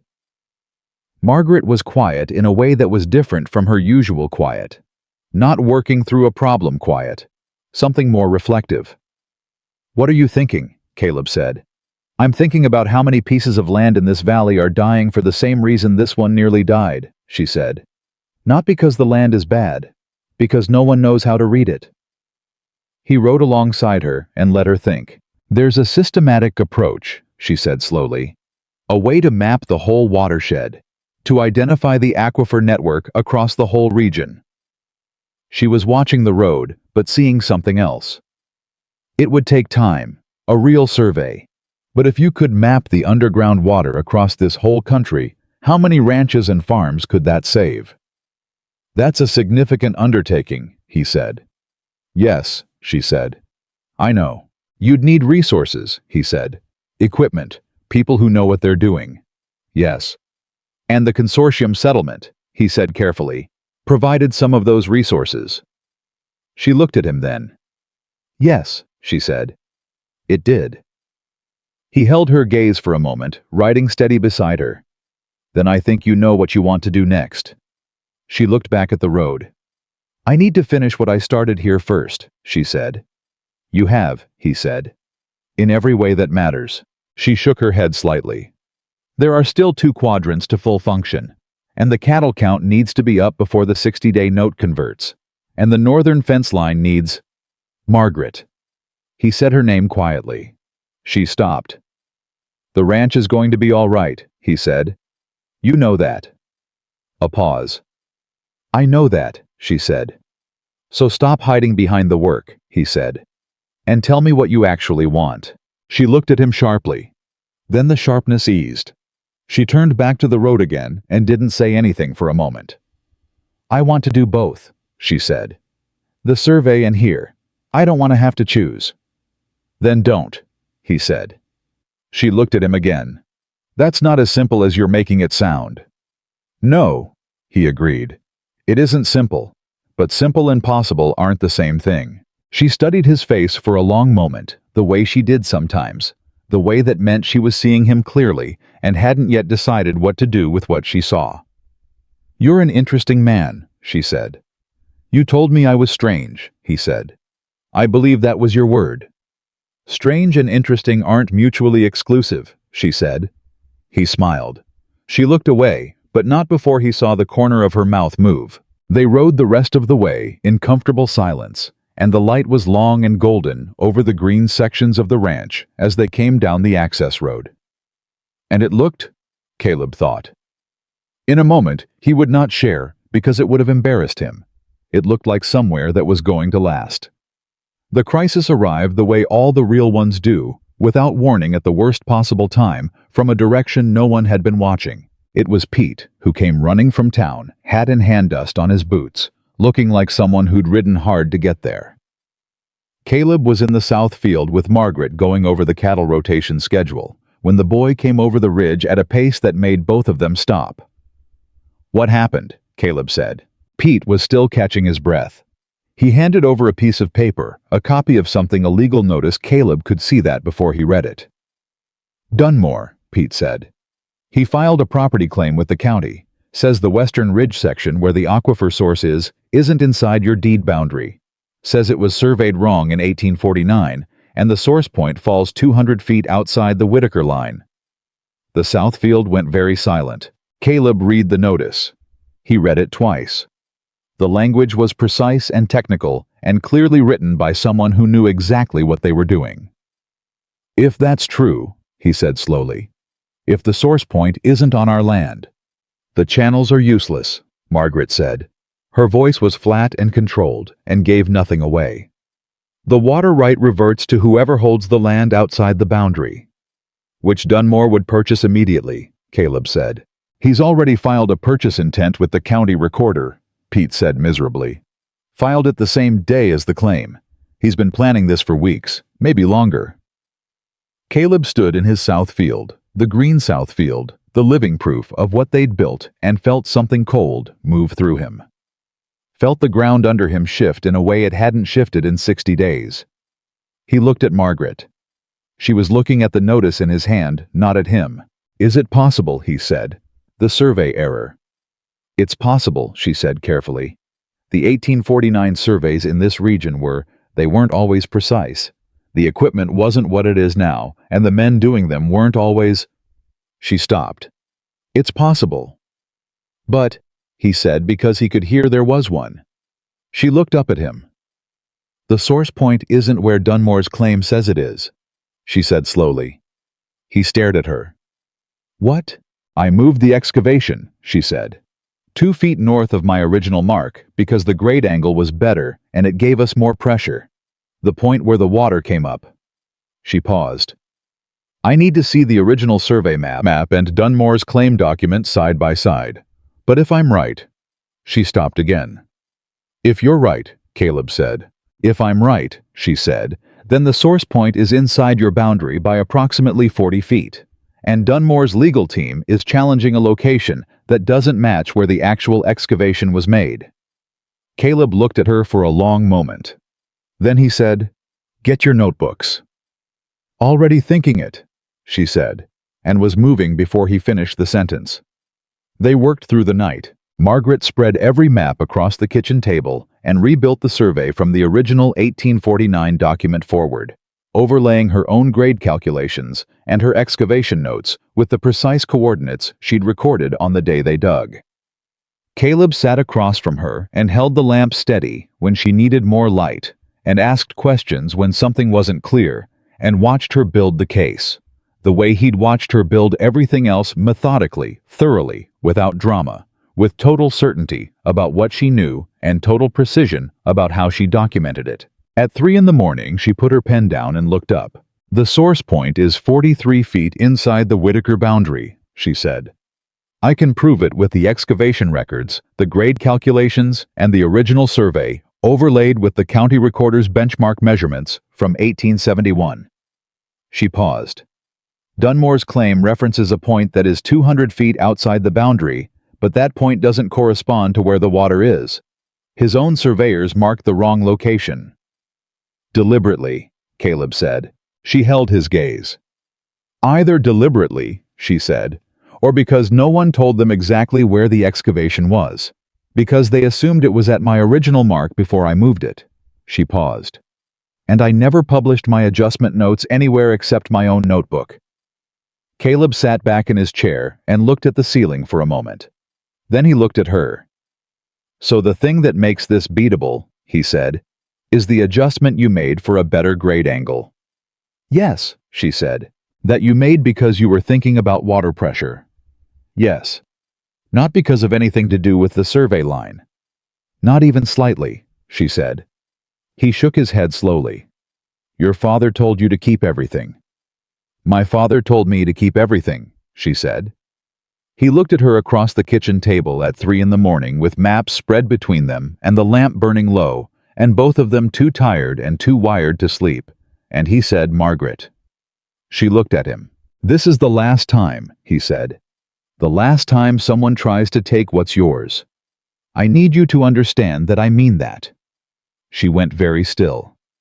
Caleb, I mean it, he said. We're going to walk those documents into the county recorder's office tomorrow morning, and we're going to file a response to Dunmore's claim with every calculation and every notebook page you have, and we're going to make it so clear and so complete that there is no angle left from which this looks like anything except what it is a man trying to steal water that isn't his. He held her gaze. And then we're going to be done with this particular fight. She looked at him for a long moment. Her eyes were tired and bright, at the same time the eyes of someone who has been through too much tonight and is still somehow present. All right, she said. Her voice was quiet. All right. Get a couple hours sleep, he said. We leave at first light. She started gathering the papers, carefully handling them with the practiced care of someone who'd been protecting them for 4 years. He held the lamp for her and watched her hands move over the documents. Her father's handwriting mixed with hers, dates and calculations, and the careful record of everything they'd discovered together. He would have liked you, she said suddenly. He looked up. She was looking at the papers, not at him. Your father, he said. Yes. She didn't look up. He had a very specific idea of what a good man looked like, not what he accomplished, not what he owned, the way he treated people when there was nothing in it for him. She paused. I think about that sometimes. What he would have thought of someone. She finally looked up and met his eyes. He would have liked you. Caleb held her gaze and held the lamp steady and said the truest thing he knew. I hope to deserve that, he said. She nodded once. Then she took the papers to her room and he extinguished the lamp and the house went dark, and outside the green fields were quiet under a sky full of stars. And in the morning, they would go fight the last fight, and Caleb lay in his bed with the certainty of it settled in his chest, like something permanent, not the certainty of winning, though he believed they would win, but the certainty of not being alone in it. That was the thing that had changed. That was the thing that was going to hold. They left before sunrise. Margaret had the notebooks in a canvas satchel that she held against her side with both hands, the way a person carries something they cannot afford to lose. Caleb drove the wagon and didn't try to fill the silence, and she didn't ask him to.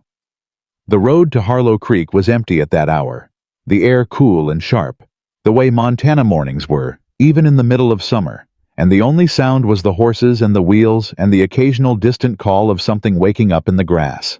I thought about what she'd said the night before, about her father, about what a good man looked like to a man like Robert Ellis. He turned it over in his mind, the way you turn a stone in your hand, feeling the weight of it. I didn't feel like a good man particularly. He felt like a man who was tired and angry and had 43 feet of survey measurement standing between his family's land and the longest shadow Franklin Dunmore had yet managed to cast. But he supposed that was exactly the kind of moment her father would have been watching for. Not the easy ones, the ones where doing right cost something. He drove a little faster. The county recorder's office opened at 8. They were at the door at 7:45, and when the clerk unlocked it and found Caleb Whitaker and a woman he'd never seen before standing on the step with a canvas satchel and expressions that meant business, he had the good sense to simply step aside and let them in. I need to file a formal response to a property claim, Caleb said. Claim number. He pulled Dunmore's notice from his coat. 47-81 filed by Franklin Dunmore 3 days ago. The clerk found the file. He set it on the counter. Margaret opened her satchel and began laying out documents beside it, with the careful precision of someone who has rehearsed this moment, not in a theatrical way, but the way a person rehearses something they've needed to do for a long time and finally can. The claim challenges the boundary at the western ridge, she said to the clerk, not to Caleb, because the clerk was the one who needed to understand this. Specifically, it asserts that the excavation point for the Whitaker water source falls outside the deeded boundary by approximately 200 feet, citing a survey discrepancy in the original 1849 document. The clerk looked at her, then at Caleb, then back at her. "She knows what she's talking about," Caleb said pleasantly. "Keep listening." Margaret set the excavation notebook open to the entry, dated 3 weeks after she'd arrived. "This is the original excavation record," she said. "Date, location, grade measurements, and the adjustment note here." She pointed to the entry, her finger precise on the page. "Documenting the 2-foot north shift in the excavation point made on this date for grade optimization. The coordinates for the actual source point as excavated and documented place it 43 feet inside the recorded Whitaker boundary, as established by the 1871 County Benchmark Survey." She laid the benchmark survey beside the notebook, then her grade calculation overlay, then the original 1849 document with her annotations marking the discrepancy between Dunmore's claimed coordinates and the actual excavation point. The clerk leaned over and looked at it for a long moment. "Mr. Dunmore's claim," Margaret said, "references coordinates that correspond to my original preliminary mark before the adjustment. That mark was never excavated. The actual source point, the one with water, is documented here and is 43 feet inside this boundary." She paused. "His surveyors appear to have measured to a mark that doesn't correspond to any actual excavation." The clerk looked up. "Can you leave these documents for the file?" "These are copies," Margaret said. She set a second set of pages beside the originals. "The originals stay with me." The clerk nodded and reached for the response form. "I'll need to notify Mr. Dunmore's attorney that a response has been filed." "Of course," Caleb said. "We'd expect nothing less." They were back on the street by 9:15. Caleb stood beside the wagon and looked at her, and she looked back at him, and for a moment neither of them said anything. "That's it," he said. "That's the filing," she said. "The county surveyor will be dispatched to verify the coordinates. If the measurements match my documentation." "They will," he said. "Then the claim fails on its own merits," she said. "Dunmore's attorneys will know that before the surveyor goes out. They'll know it as soon as the clerk shows them the response." "So what happens next?" She held his gaze. "We wait," she said. "And we go home, and we work, because there are still 2 channel quadrants that need us more than this street does." He looked at her for another moment. Then he put his hand out and she looked at it with that particular expression, the one she got when someone did something she hadn't quite prepared for, and then she took it. A firm, brief, complete handshake. The kind between people who have done something together that mattered. "Let's go home," he said. She nodded. And for the first time, he noticed she didn't hesitate at the word. The county surveyor came out 4 days later. He was a taciturn man named Garrett, who had the permanent squint of someone who'd spent 30 years looking at the ground through measuring equipment, and he walked the western ridge with a level of focused attention that suggested he took his job seriously and would not be hurried about it. Caleb and Margaret walked with him. Dunmore's attorney, a young man from Helena who'd arrived the previous day, looking like someone who already suspected this trip was going to go badly, walked on the other side. Garrett measured. He re-measured. He checked his benchmark references. He crouched at the excavation point and took readings from 3 angles and wrote everything in his book without expression. Then he stood up and looked at his measurements and then at Dunmore's attorney and said, "The excavated source point is 41 feet inside the recorded Whitaker boundary. The coordinates in the filed claim do not correspond to this excavation point." Dunmore's attorney said nothing for a moment. Then, "There may be an error in the original survey. The 1871 benchmark is solid," Garrett said, in the tone of a man who did not appreciate implications about his profession. I checked it myself 6 years ago. The boundary is where the boundary is. He closed his book. I'll file my report with the county recorder by end of week. The attorney left that afternoon. Caleb didn't see him go, but Pete reported it with considerable satisfaction at supper. Rode out like someone was after him, Pete said. Didn't even stop at the hotel to collect his bag properly, just tied it to his saddle. Pete, Margaret said. Ma'am. Don't enjoy it too much, she said. But there was the corner of a smile at the edge of it that she didn't entirely manage to conceal. Pete grinned into his plate.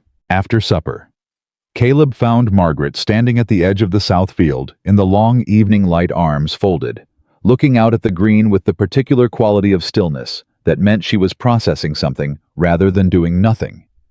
He came and stood beside her. It's over, he said. The claim is over, she said. Dunmore won't try again, he said. Not this way. He's been exposed as bringing a bad survey to the county recorder's office. That follows a man. She was quiet for a moment.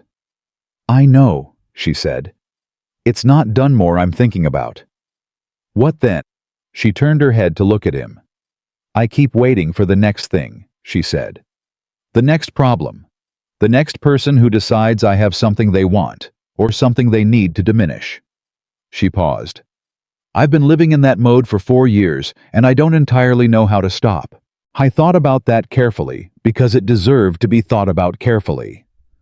I don't think you stop, he said. I think you just stop being alone in it. The waiting. She looked at him. That's... She stopped, started again. That's a meaningful distinction. Yeah, he said.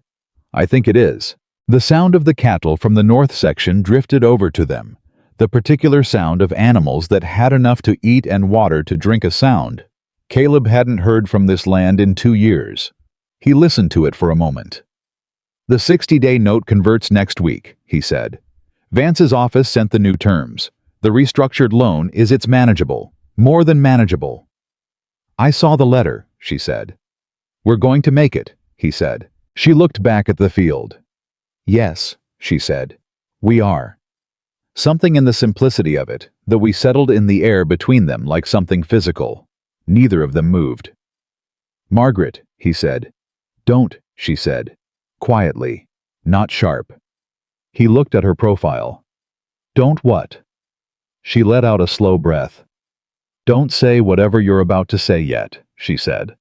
I need a little more time with things being what they currently are before they become something else. I was quiet for a moment. What are things currently? She glanced at him sideways. Good, she said.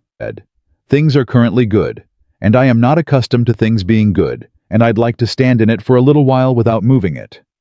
He looked out at the field. Fair enough, he said. Don't take that as I'm not... She stopped. Tried again. I'm not saying I don't. She stopped again. I'm not good at this, she said.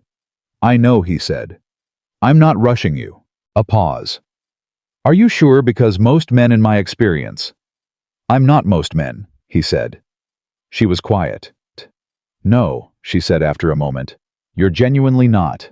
They stood there in the evening light for a while longer, side by side, not quite touching, and both precisely aware of it.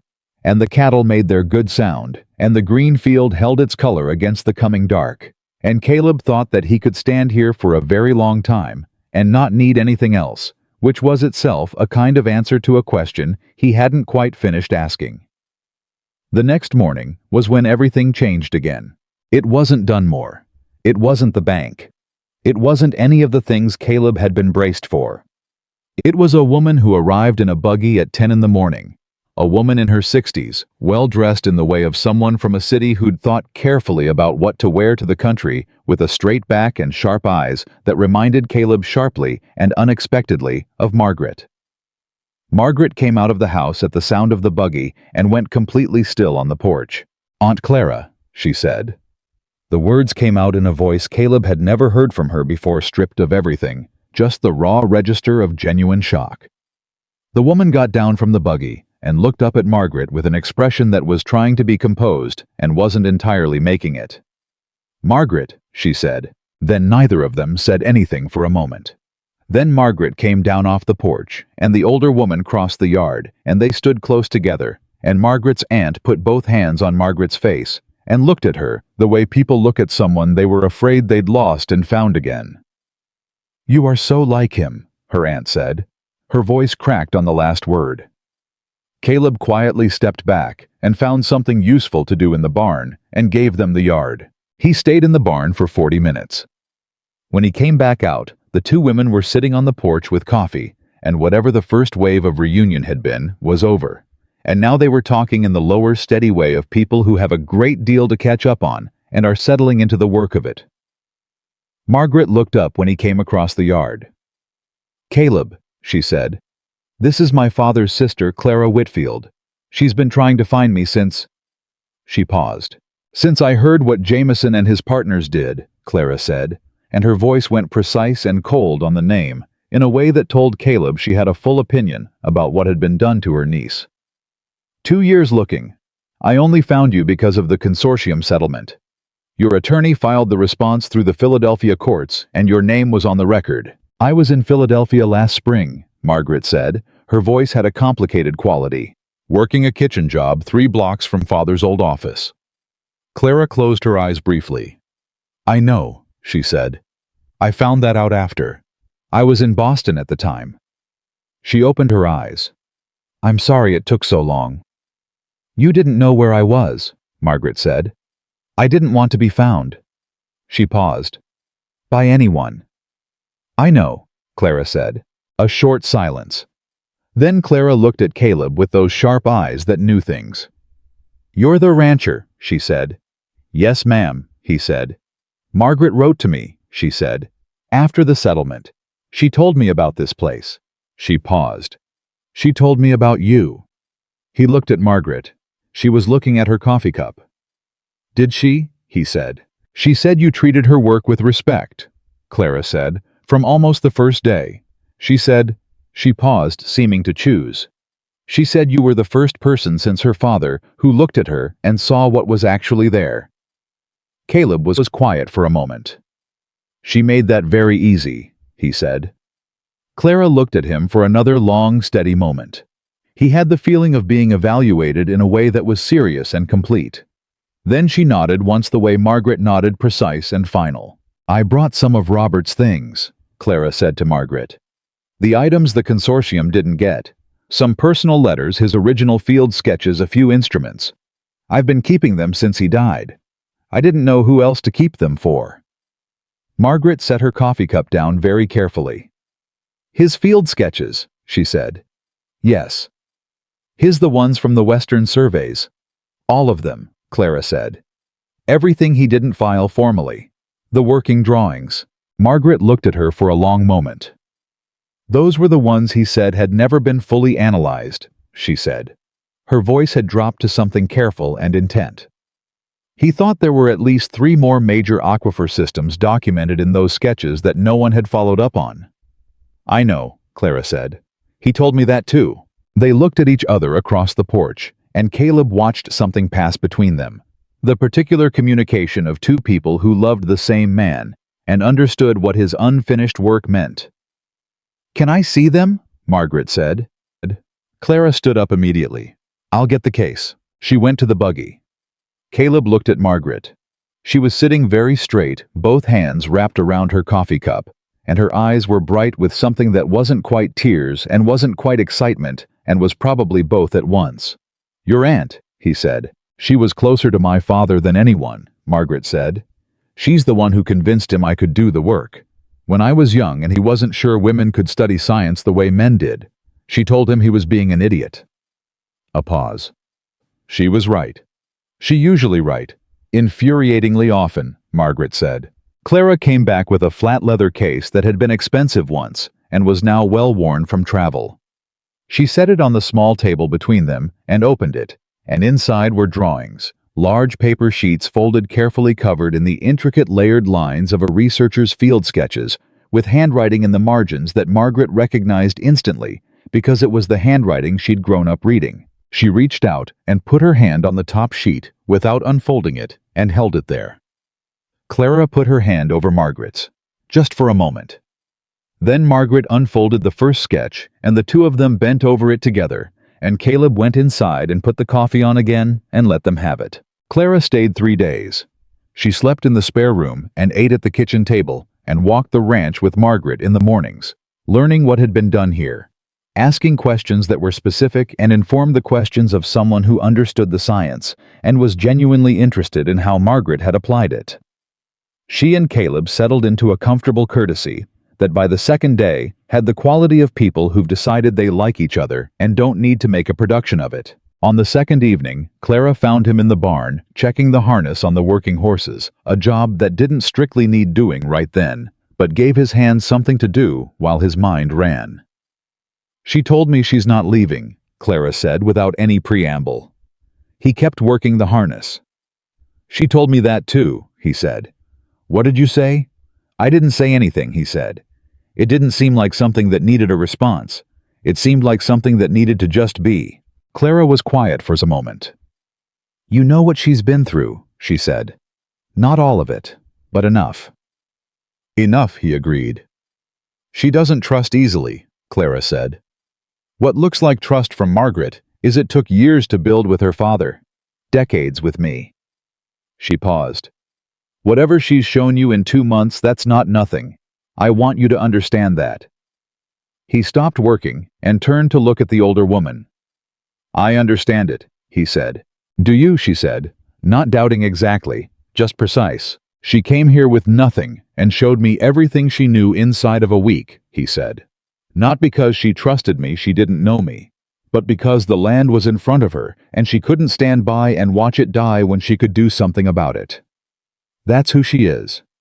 She spent 4 years hiding that, and she walked onto my property, and she couldn't hide it for a week." He paused. "I know who she is. That's what I'm telling you." Clara looked at him for a long moment.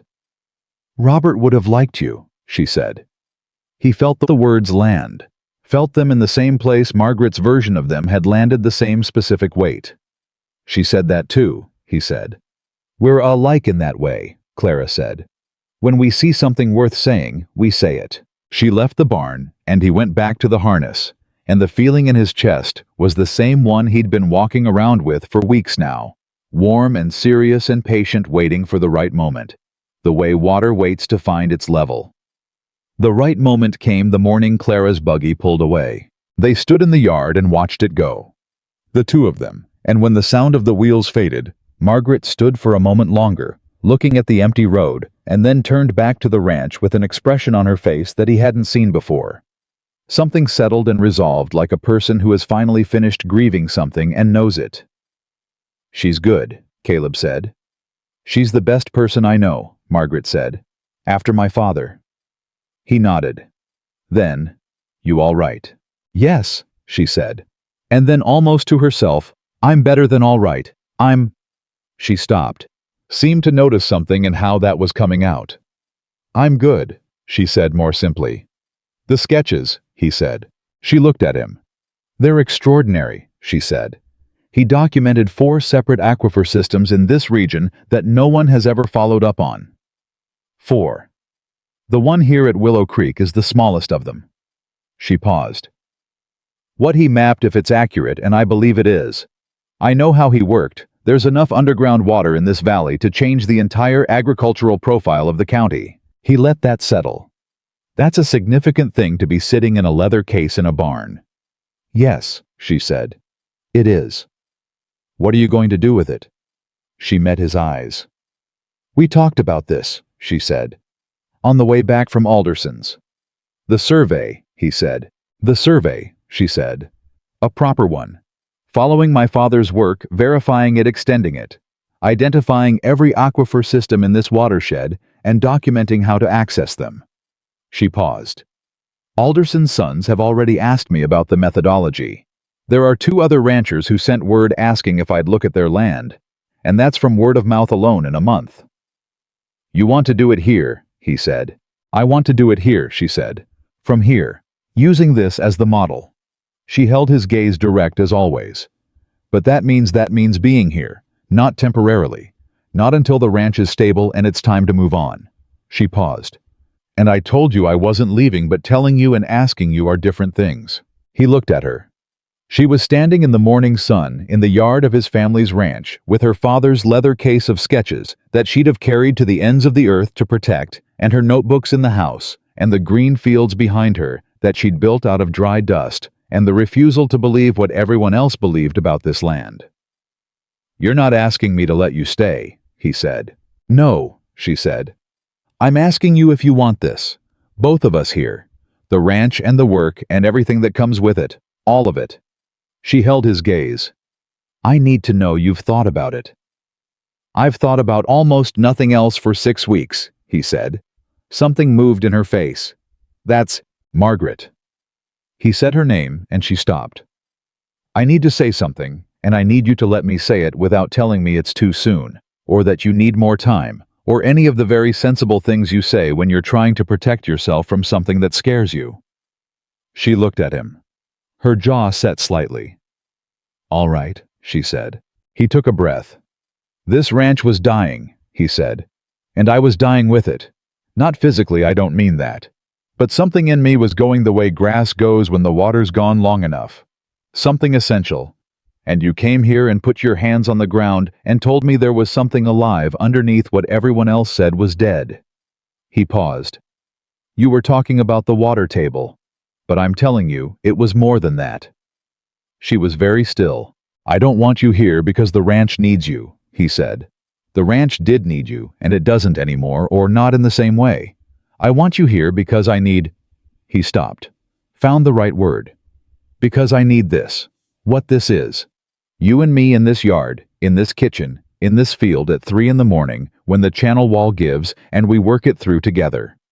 He held her gaze. "That's what I want. If you want it too." She looked at him for a long moment. He watched her face move through several things. Things she was processing, decisions being made at the speed. Only she operated at internally behind those dark eyes that saw everything. "I want it too," she said, quiet and completely certain. He crossed the yard and stood in front of her, and she looked up at him. She had to look up. He was half a head taller, with the most unguarded expression he'd ever seen on her face. Open and real, and a little afraid and fully present. He said, "May I?" She said yes. He kissed her there in the yard, gentle and certain. The way everything real is not dramatic, just true. The way water finding its level is true, inevitably going exactly where it was always meant to go. When they stepped back, she looked at him with something in her face that was new. Not the quiet, careful Margaret, who measured every word. Not the focused researcher. Not the woman who'd spent 4 years running from what had been taken from her.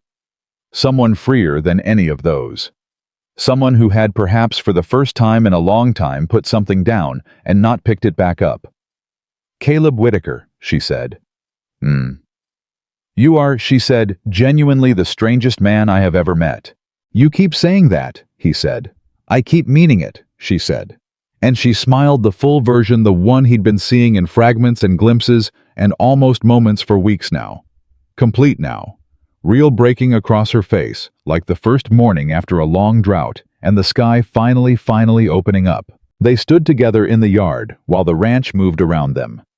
Pete and Horace at the north, the cattle at the water, the green fields holding their color in the morning light. And for the first time in longer than he could clearly remember, Caleb Whitaker felt the solid ground of his own life beneath him. Not the precarious ground of a man trying to hold something together with his bare hands. Not the crumbling ground of debt and drought and borrowed time. The solid ground of a thing that was going to last. 3 days later, Franklin Dunmore came to the ranch. He didn't come in the aggressive way he'd come before, or the calculating way, or with attorneys or bank inspectors, or advantageous timing. He came alone on his own horse in the middle of a working afternoon, and he tied up at the post and stood in the yard and waited, which was a thing Caleb had never seen Dunmore do before, simply wait without positioning, without an angle being worked. Caleb came out of the barn. He and Dunmore looked at each other across the yard for a moment. "Caleb," Dunmore said. "Franklin," Caleb said. Dunmore turned his hat in his hands. He looked older than he had the last time, or perhaps Caleb was simply seeing him differently. "The surveyor's report came through," Dunmore said. "I know," Caleb said. I owe you an apology, Dunmore said. The yard was quiet. Caleb waited. Not just for the claim, Dunmore said, though that too, for the whole of it. The bank pressure, Vance, the things Eleanor said in town.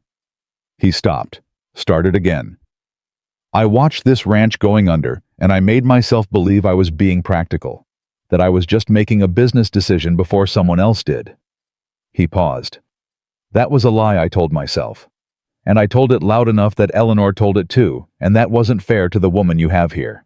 Caleb looked at him steadily. Why are you telling me this now? He said. It wasn't hostile. He genuinely wanted to know. Dunmore's jaw worked. Because Alderson came to me last week, he said. Told me what she'd found on his north ridge. Told me what she said to him, that the whole valley has water nobody knows is there. That the land that's been dying out here hasn't been dying because it's bad land. It's been dying because nobody knew how to read it. He paused. And I thought about how hard I worked to make sure she didn't stay here long enough to find any of that. And He stopped. Margaret had come out onto the porch. She stood there, hands at her sides, looking at Dunmore with an expression that was neutral and waiting. Dunmore looked at her. Miss Ellis, he said. He held her gaze, which Caleb thought might have cost him something. I owe you an apology more than I owe him one. What my wife said, what I said, what I tried to do with the claim. He paused. None of it was right. And I'm standing here telling you so. Margaret looked at him for a long moment. What would you have done, she said, if the claim had held? If the water source had been ruled outside the boundary? Dunmore was quiet. Bought the rights, he said. Charged Caleb for water access until he couldn't pay it, and then bought the ranch. I know, she said. What changed your mind? Alderson's face, Dunmore said. When he talked about what you'd found on his land, what it meant for his family. He turned his hat again. I've been in this valley for 30 years. I know what it looks like when something turns. And what you're doing, what you've done here, that's something turning. I didn't want to be the thing standing in the way of it because of my own... He stopped. Because of my own small reasons. Another silence. Then Margaret came down off the porch and crossed the yard and stood in front of him. Apology accepted, she said, directly and without performance. And Mr. Dunmore, the survey I'm planning, of the valley's aquifer systems. I'll need landowner cooperation on the Eastern Ridge properties. Dunmore looked at her. Something shifted in his face. I have land on the Eastern Ridge, he said slowly. I know, she said. You have the largest parcel on the Eastern Ridge. And if my father's preliminary work is right, there's a significant system under it. She paused. I'd rather work with you than around you. He looked at her for a long moment. Something in his expression was entirely different than anything she'd seen there before. You're asking me to cooperate with the survey, he said. I'm telling you what you'd be part of if you did, she said. What this valley could look like in 10 years if we find what I think is under that ridge. She held his gaze. That's worth more than anything you would have gotten from Caleb's water rights, by a significant margin. Dunmore looked at Caleb.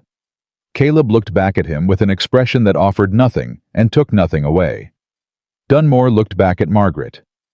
When do you start? He said. Something that was almost a smile crossed her face. I already have, she said. She put out her hand. He looked at it. Then he shook it. He left 20 minutes later. Caleb and Margaret stood in the yard and watched him go, and for the second time in a week, they stood side by side watching a wagon disappear down the access road, and the quality of the watching was entirely different from any of the times before. You could have just accepted his apology and sent him home, Caleb said. I could have, she said. Instead, you recruited him. The Eastern Ridge is crucial to the survey, she said. And a man who's apologized for a wrong is either going to spend the rest of his life being your enemy out of shame, or going to spend it being useful. I'd rather have him useful. She paused. My father taught me that too. Caleb shook his head slowly. Is there anything your father didn't teach you? She thought about it seriously in that way she had of treating even light questions with real consideration. "How to do this?" she said. He looked at her. "Being somewhere that's mine," she said. "Staying in one place long enough to learn its name. Having someone—" She paused. "He didn't teach me that, because he didn't know I'd need it, or I don't think he did." She looked at the field. "Maybe he did. Maybe that's why he told me to keep everything and keep moving. So I'd know what it felt like moving, so that when I stopped, it would mean something." Caleb reached over and took her hand. Not dramatically. Just took it the way you take the hand of someone who is standing next to you, and you want them to know you're there. She looked down at their hands. Then she turned her hand and held his, and neither of them said anything else, and the ranch moved quietly around them in the afternoon, and the water ran in the channels, and the cattle moved in the green northern field, and the whole living weight of it pressed gently and permanently into the ground beneath their feet. This was the thing Dunmore had tried to buy. This was the thing Weston had tried to erase. This was the thing Eleanor Dunmore had tried to make small with her loud, precise words in front of the dry goods store. It was not small. It had never been small. It was the size of a woman who carried her dead father's notebooks across 4 states because she believed in what was written in them. It was the size of a man who looked at that woman and saw not what everyone else saw, but what was actually there. It was the size of the water that had been under this land the whole time, waiting for someone who knew how to listen. It was the size of everything that lasts. The survey began on a Monday.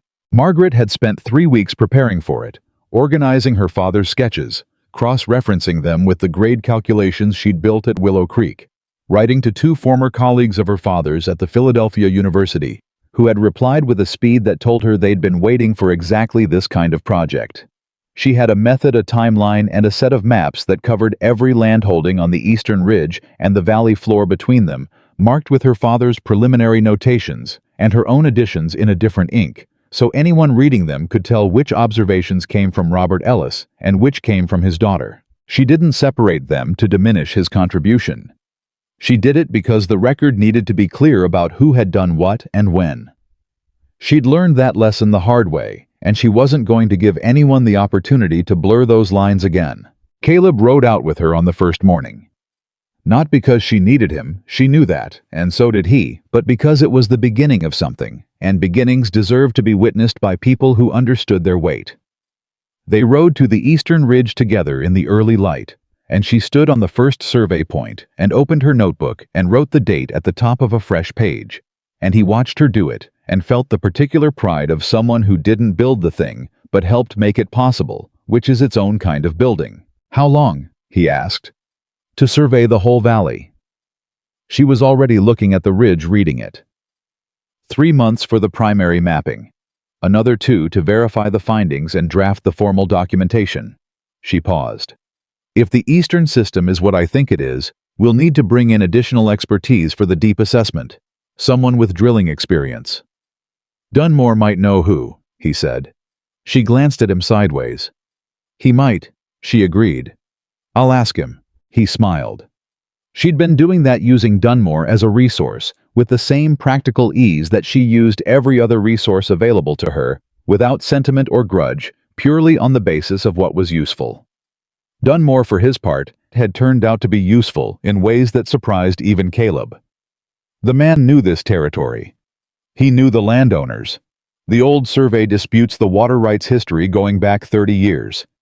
He knew things Margaret needed to know, and he told them to her without making her ask twice. Caleb suspected that Dunmore was experiencing the particular relief of a man who has been let off a hook he expected to hang from for a long time, and was channeling that relief into being genuinely cooperative. Whatever the reason, it worked, and Margaret accepted it without requiring any further confession or demonstration of contrition, which Caleb thought was the most efficient and also the most merciful approach, though he wasn't sure she'd describe it that way. She'd describe it as practical, which was for Margaret often the same thing. He left her on the ridge with her notebooks and her compass, and rode back to the ranch, and the day closed behind him with the particular quality of a day that is part of something larger, a stitch in a quilt, unremarkable in itself, but essential to the pattern. The first major finding came 5 weeks into the survey. Margaret had been working the northern end of the Dunmore property, the largest landholding on the eastern ridge, 5,300 acres of rocky upland that Dunmore had always managed as grazing land, because no one had ever suggested it could be anything else. She'd been working it for 4 days, and on the 5th day, she came back to the ranch at noon instead of evening, which she never did. And when she came in through the kitchen door, her face had the look it had on the rocky ridge at Willow Creek the day the water came up bright and certain and barely contained. Caleb looked up from the account book. "What did you find?" She set her notebook on the table and opened it to the sketch she'd been working on. "Look at this," she said. He looked. He understood enough of her mapping notation now to read the basic structure, the grade lines, the mineral markers, the depth estimates. What he was looking at was larger than anything she'd found at Willow Creek. Significantly larger. "How much larger?" he said. "The Whitaker Aquifer supplies enough water for 400 acres under full production," she said. "What's under the northern Dunmore section, if my father's sketch is right, and my readings are consistent with his?" She put her finger on the depth estimate.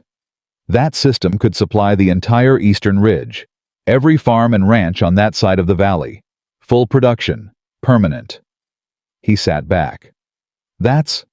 I know," she said. "You need to tell Dunmore. I'm riding there this afternoon," she said.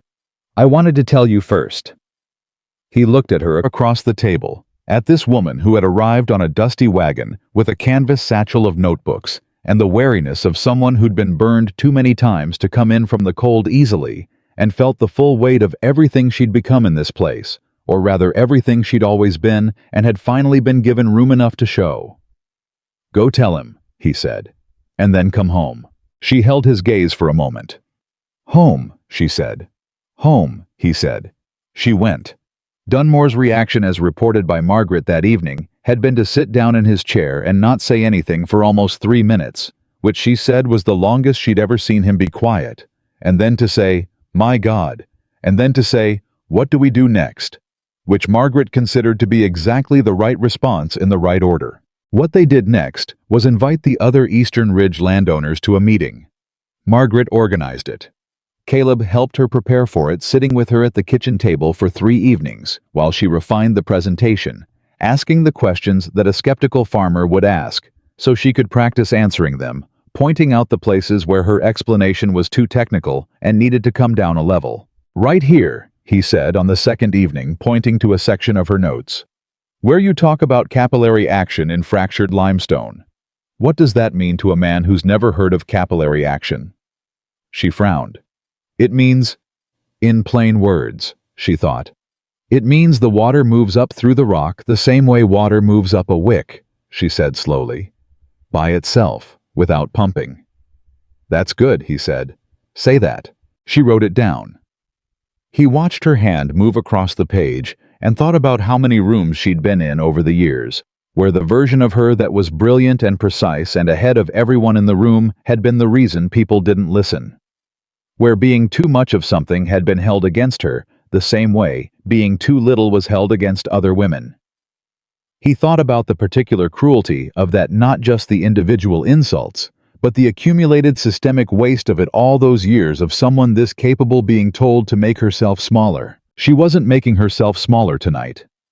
She was leaning over a kitchen table in Montana, planning how to change the entire agricultural future of a valley.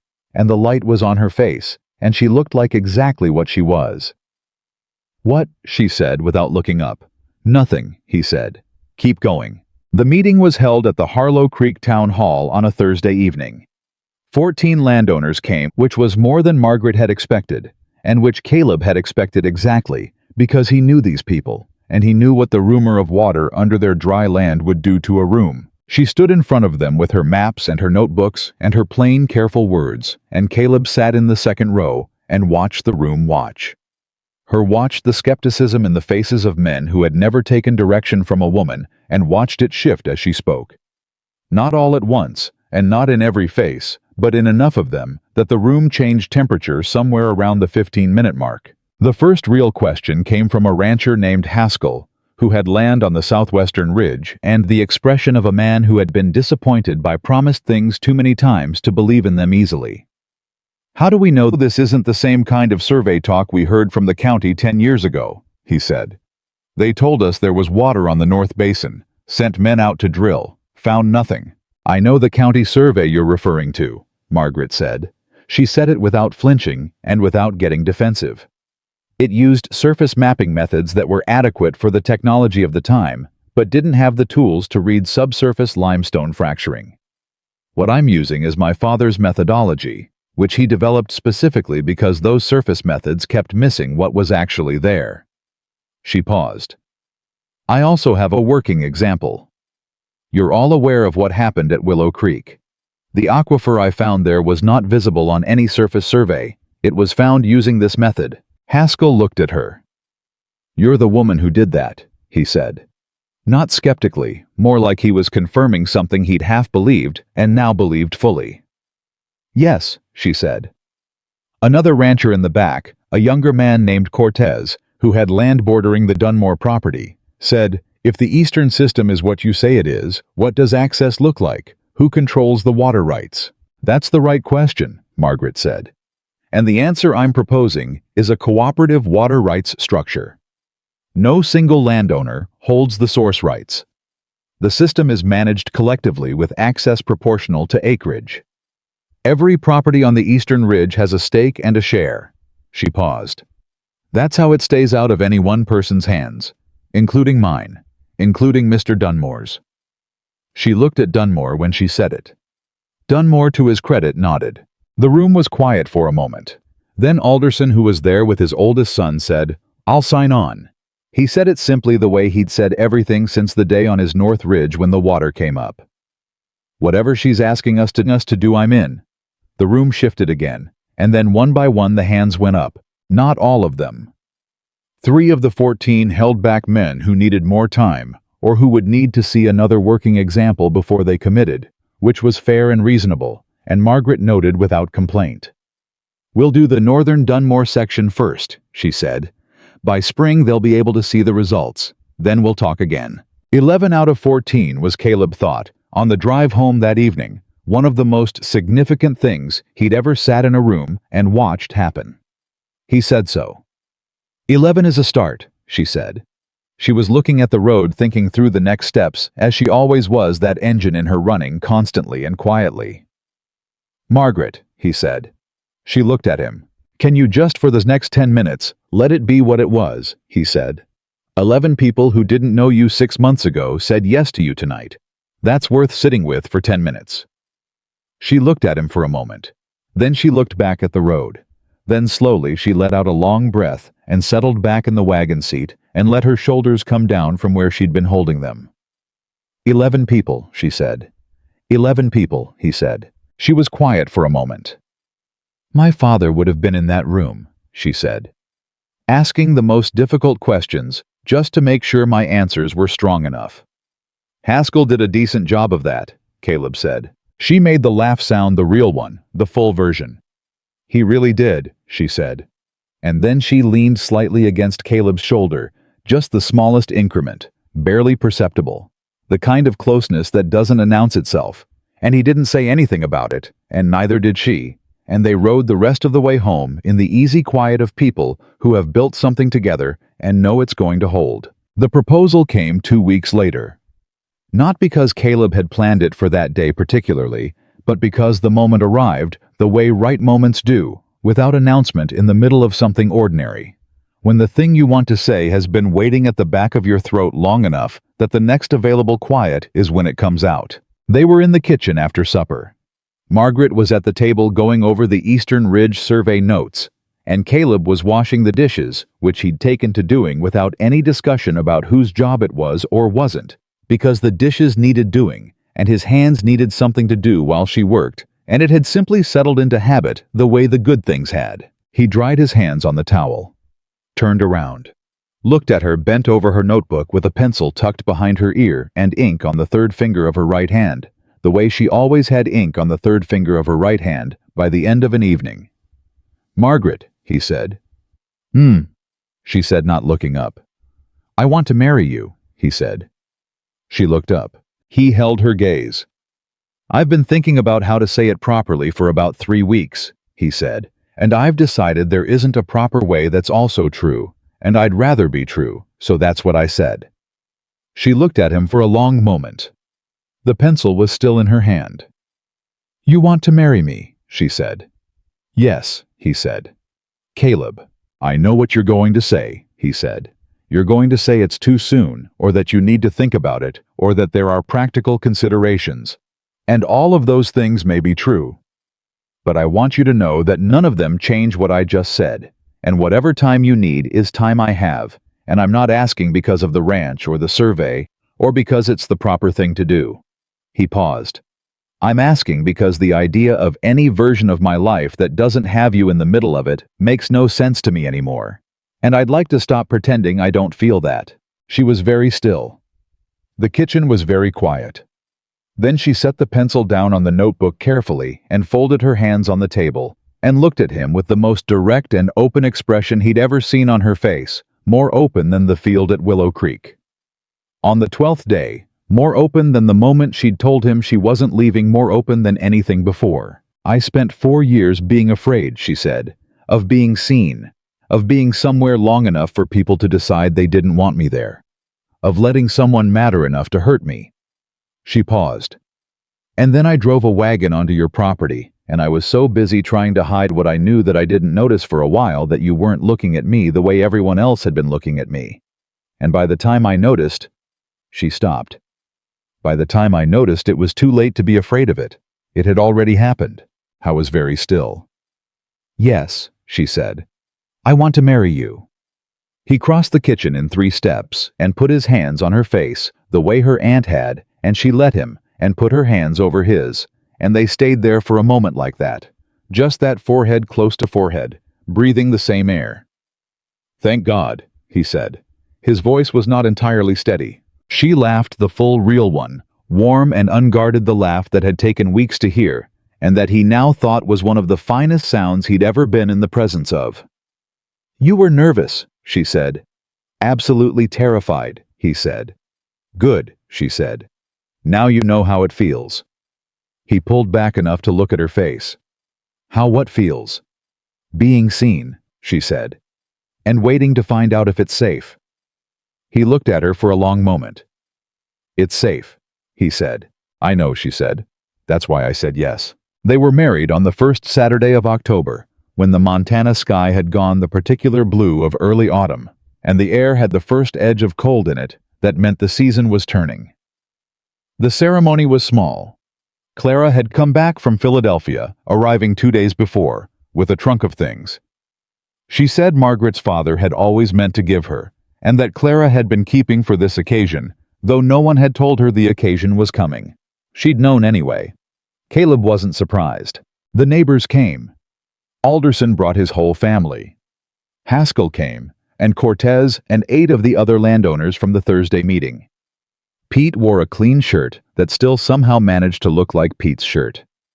Horace stood at the back with his hat in his hands and cried with the particular silent efficiency of a man who believes crying is fine, but doesn't need to be witnessed, which everyone witnessed. Margaret wore a dress that Clara had brought, deep blue, the color of good water, simple and clean and exactly right for the woman wearing it. She walked across the yard to where Caleb was standing with no ceremony and no music, and stopped in front of him and looked at him with those dark eyes that had been reading things correctly since the first morning she'd crouched in his dirt. The minister was brief because Caleb had asked him to be. The only moment that stretched was the vows, which they had written themselves, sitting at the kitchen table separately, and then reading them to each other the night before, which had produced a silence from both of them that said everything their words had been reaching toward.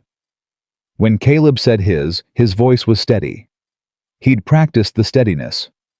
When Margaret said hers, her voice was also steady. She hadn't needed to practice. Afterward, in the yard with coffee and food, and the neighbors moving around them, Clara found Caleb standing at the edge of the gathering and stood beside him. She's happy, Clara said. She said it with the precise weight of someone reporting something they've waited a long time to be able to report. Yeah, he said.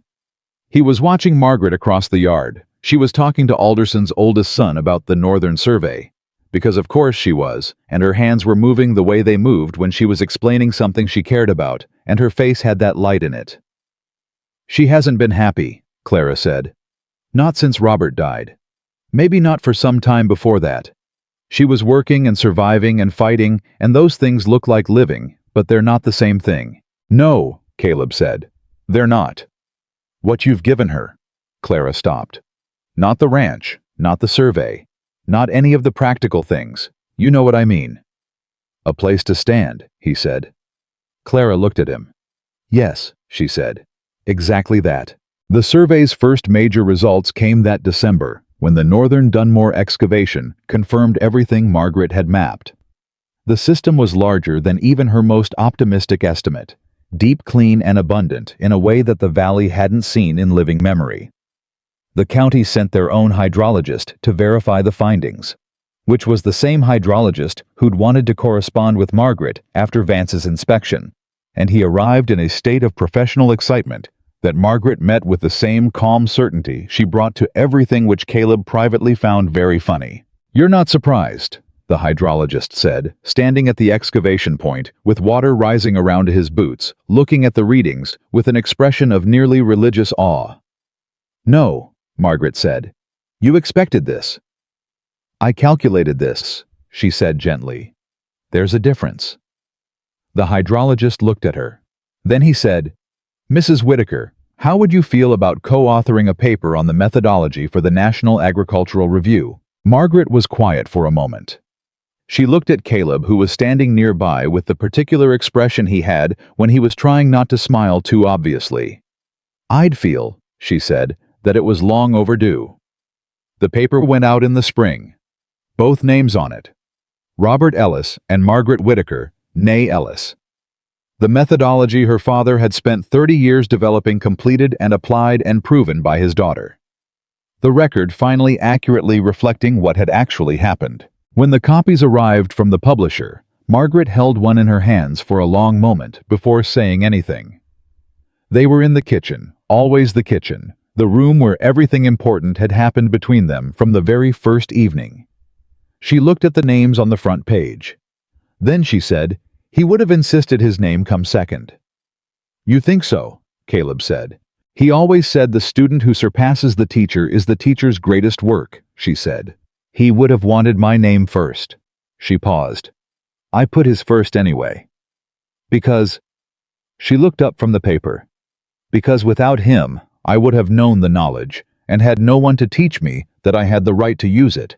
That matters as much as the knowledge itself. She set the paper down carefully. Maybe more. He crossed the kitchen and put his arms around her from behind his chin on her shoulder, and they both looked at the paper on the table.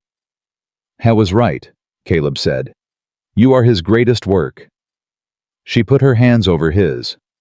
Don't make me cry, she said. I have survey notes to finish. You always have survey notes to finish. The Eastern Secondary System won't map itself, she said, but she didn't move. They stood there for a while, both of them looking at the paper with the two names on it, and the kitchen was warm around them, and outside the fields were holding their green through the tail end of winter. The way strong things hold on not easily, but certainly because they have what they need, and they know it. Spring came the way.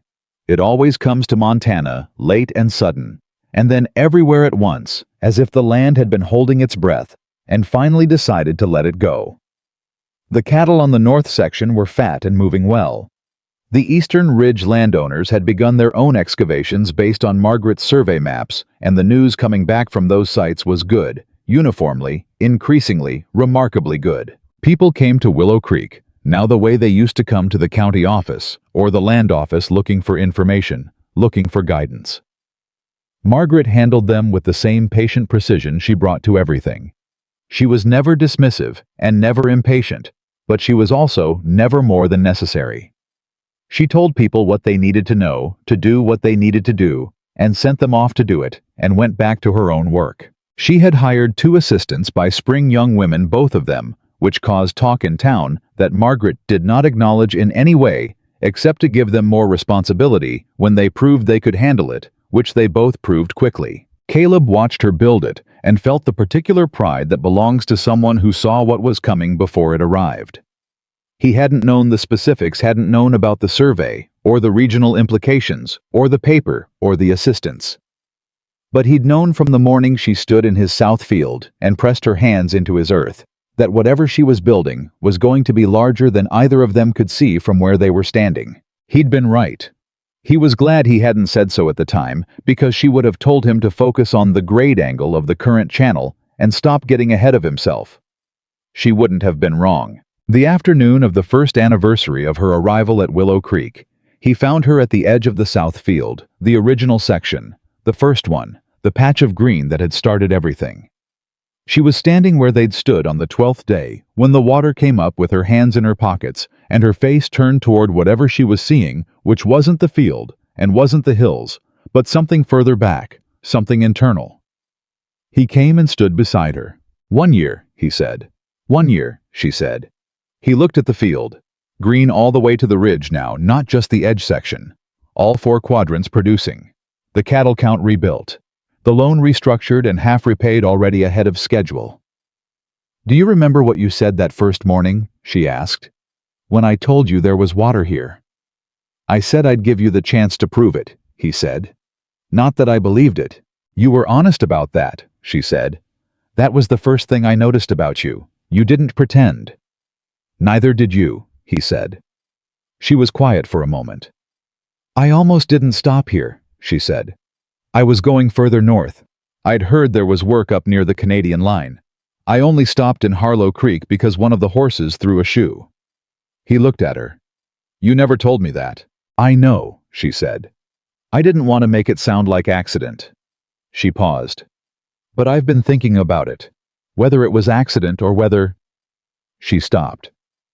"My father used to say that the land finds its people. That the right piece of ground calls the right person to it eventually. That you can be running from everything you are for years, and the land will still find a way to put you where you belong." He looked at the field, at the green of it, steady and real, holding its color against the sky. "And this is where you belong," he said. She turned to look at him, and in her face was everything. The years of running and hiding, the loss of her father, the theft of her work, the long, careful process of learning to trust a man who had given her every reason to, and waited patiently for her to arrive at it on her own terms. All of it was in her face, and over all of it was something else. Something settled and permanent and radiantly, quietly certain. "This is exactly where I belong," she said. He took her hand, she held it, and out across Willow Creek Ranch, across the green fields, and the running channels, and the cattle moving in the afternoon light, across the eastern ridge, where the survey flags marked the water that had been there all along, waiting to be found. The land that had been dying, breathed full and steady and alive, because a woman no one expected had arrived with the knowledge to save it, and a man no one expected had been wise enough to let her. The land had called her here. She had answered, and from that day forward, not a single thing about Willow Creek Ranch was ever ordinary.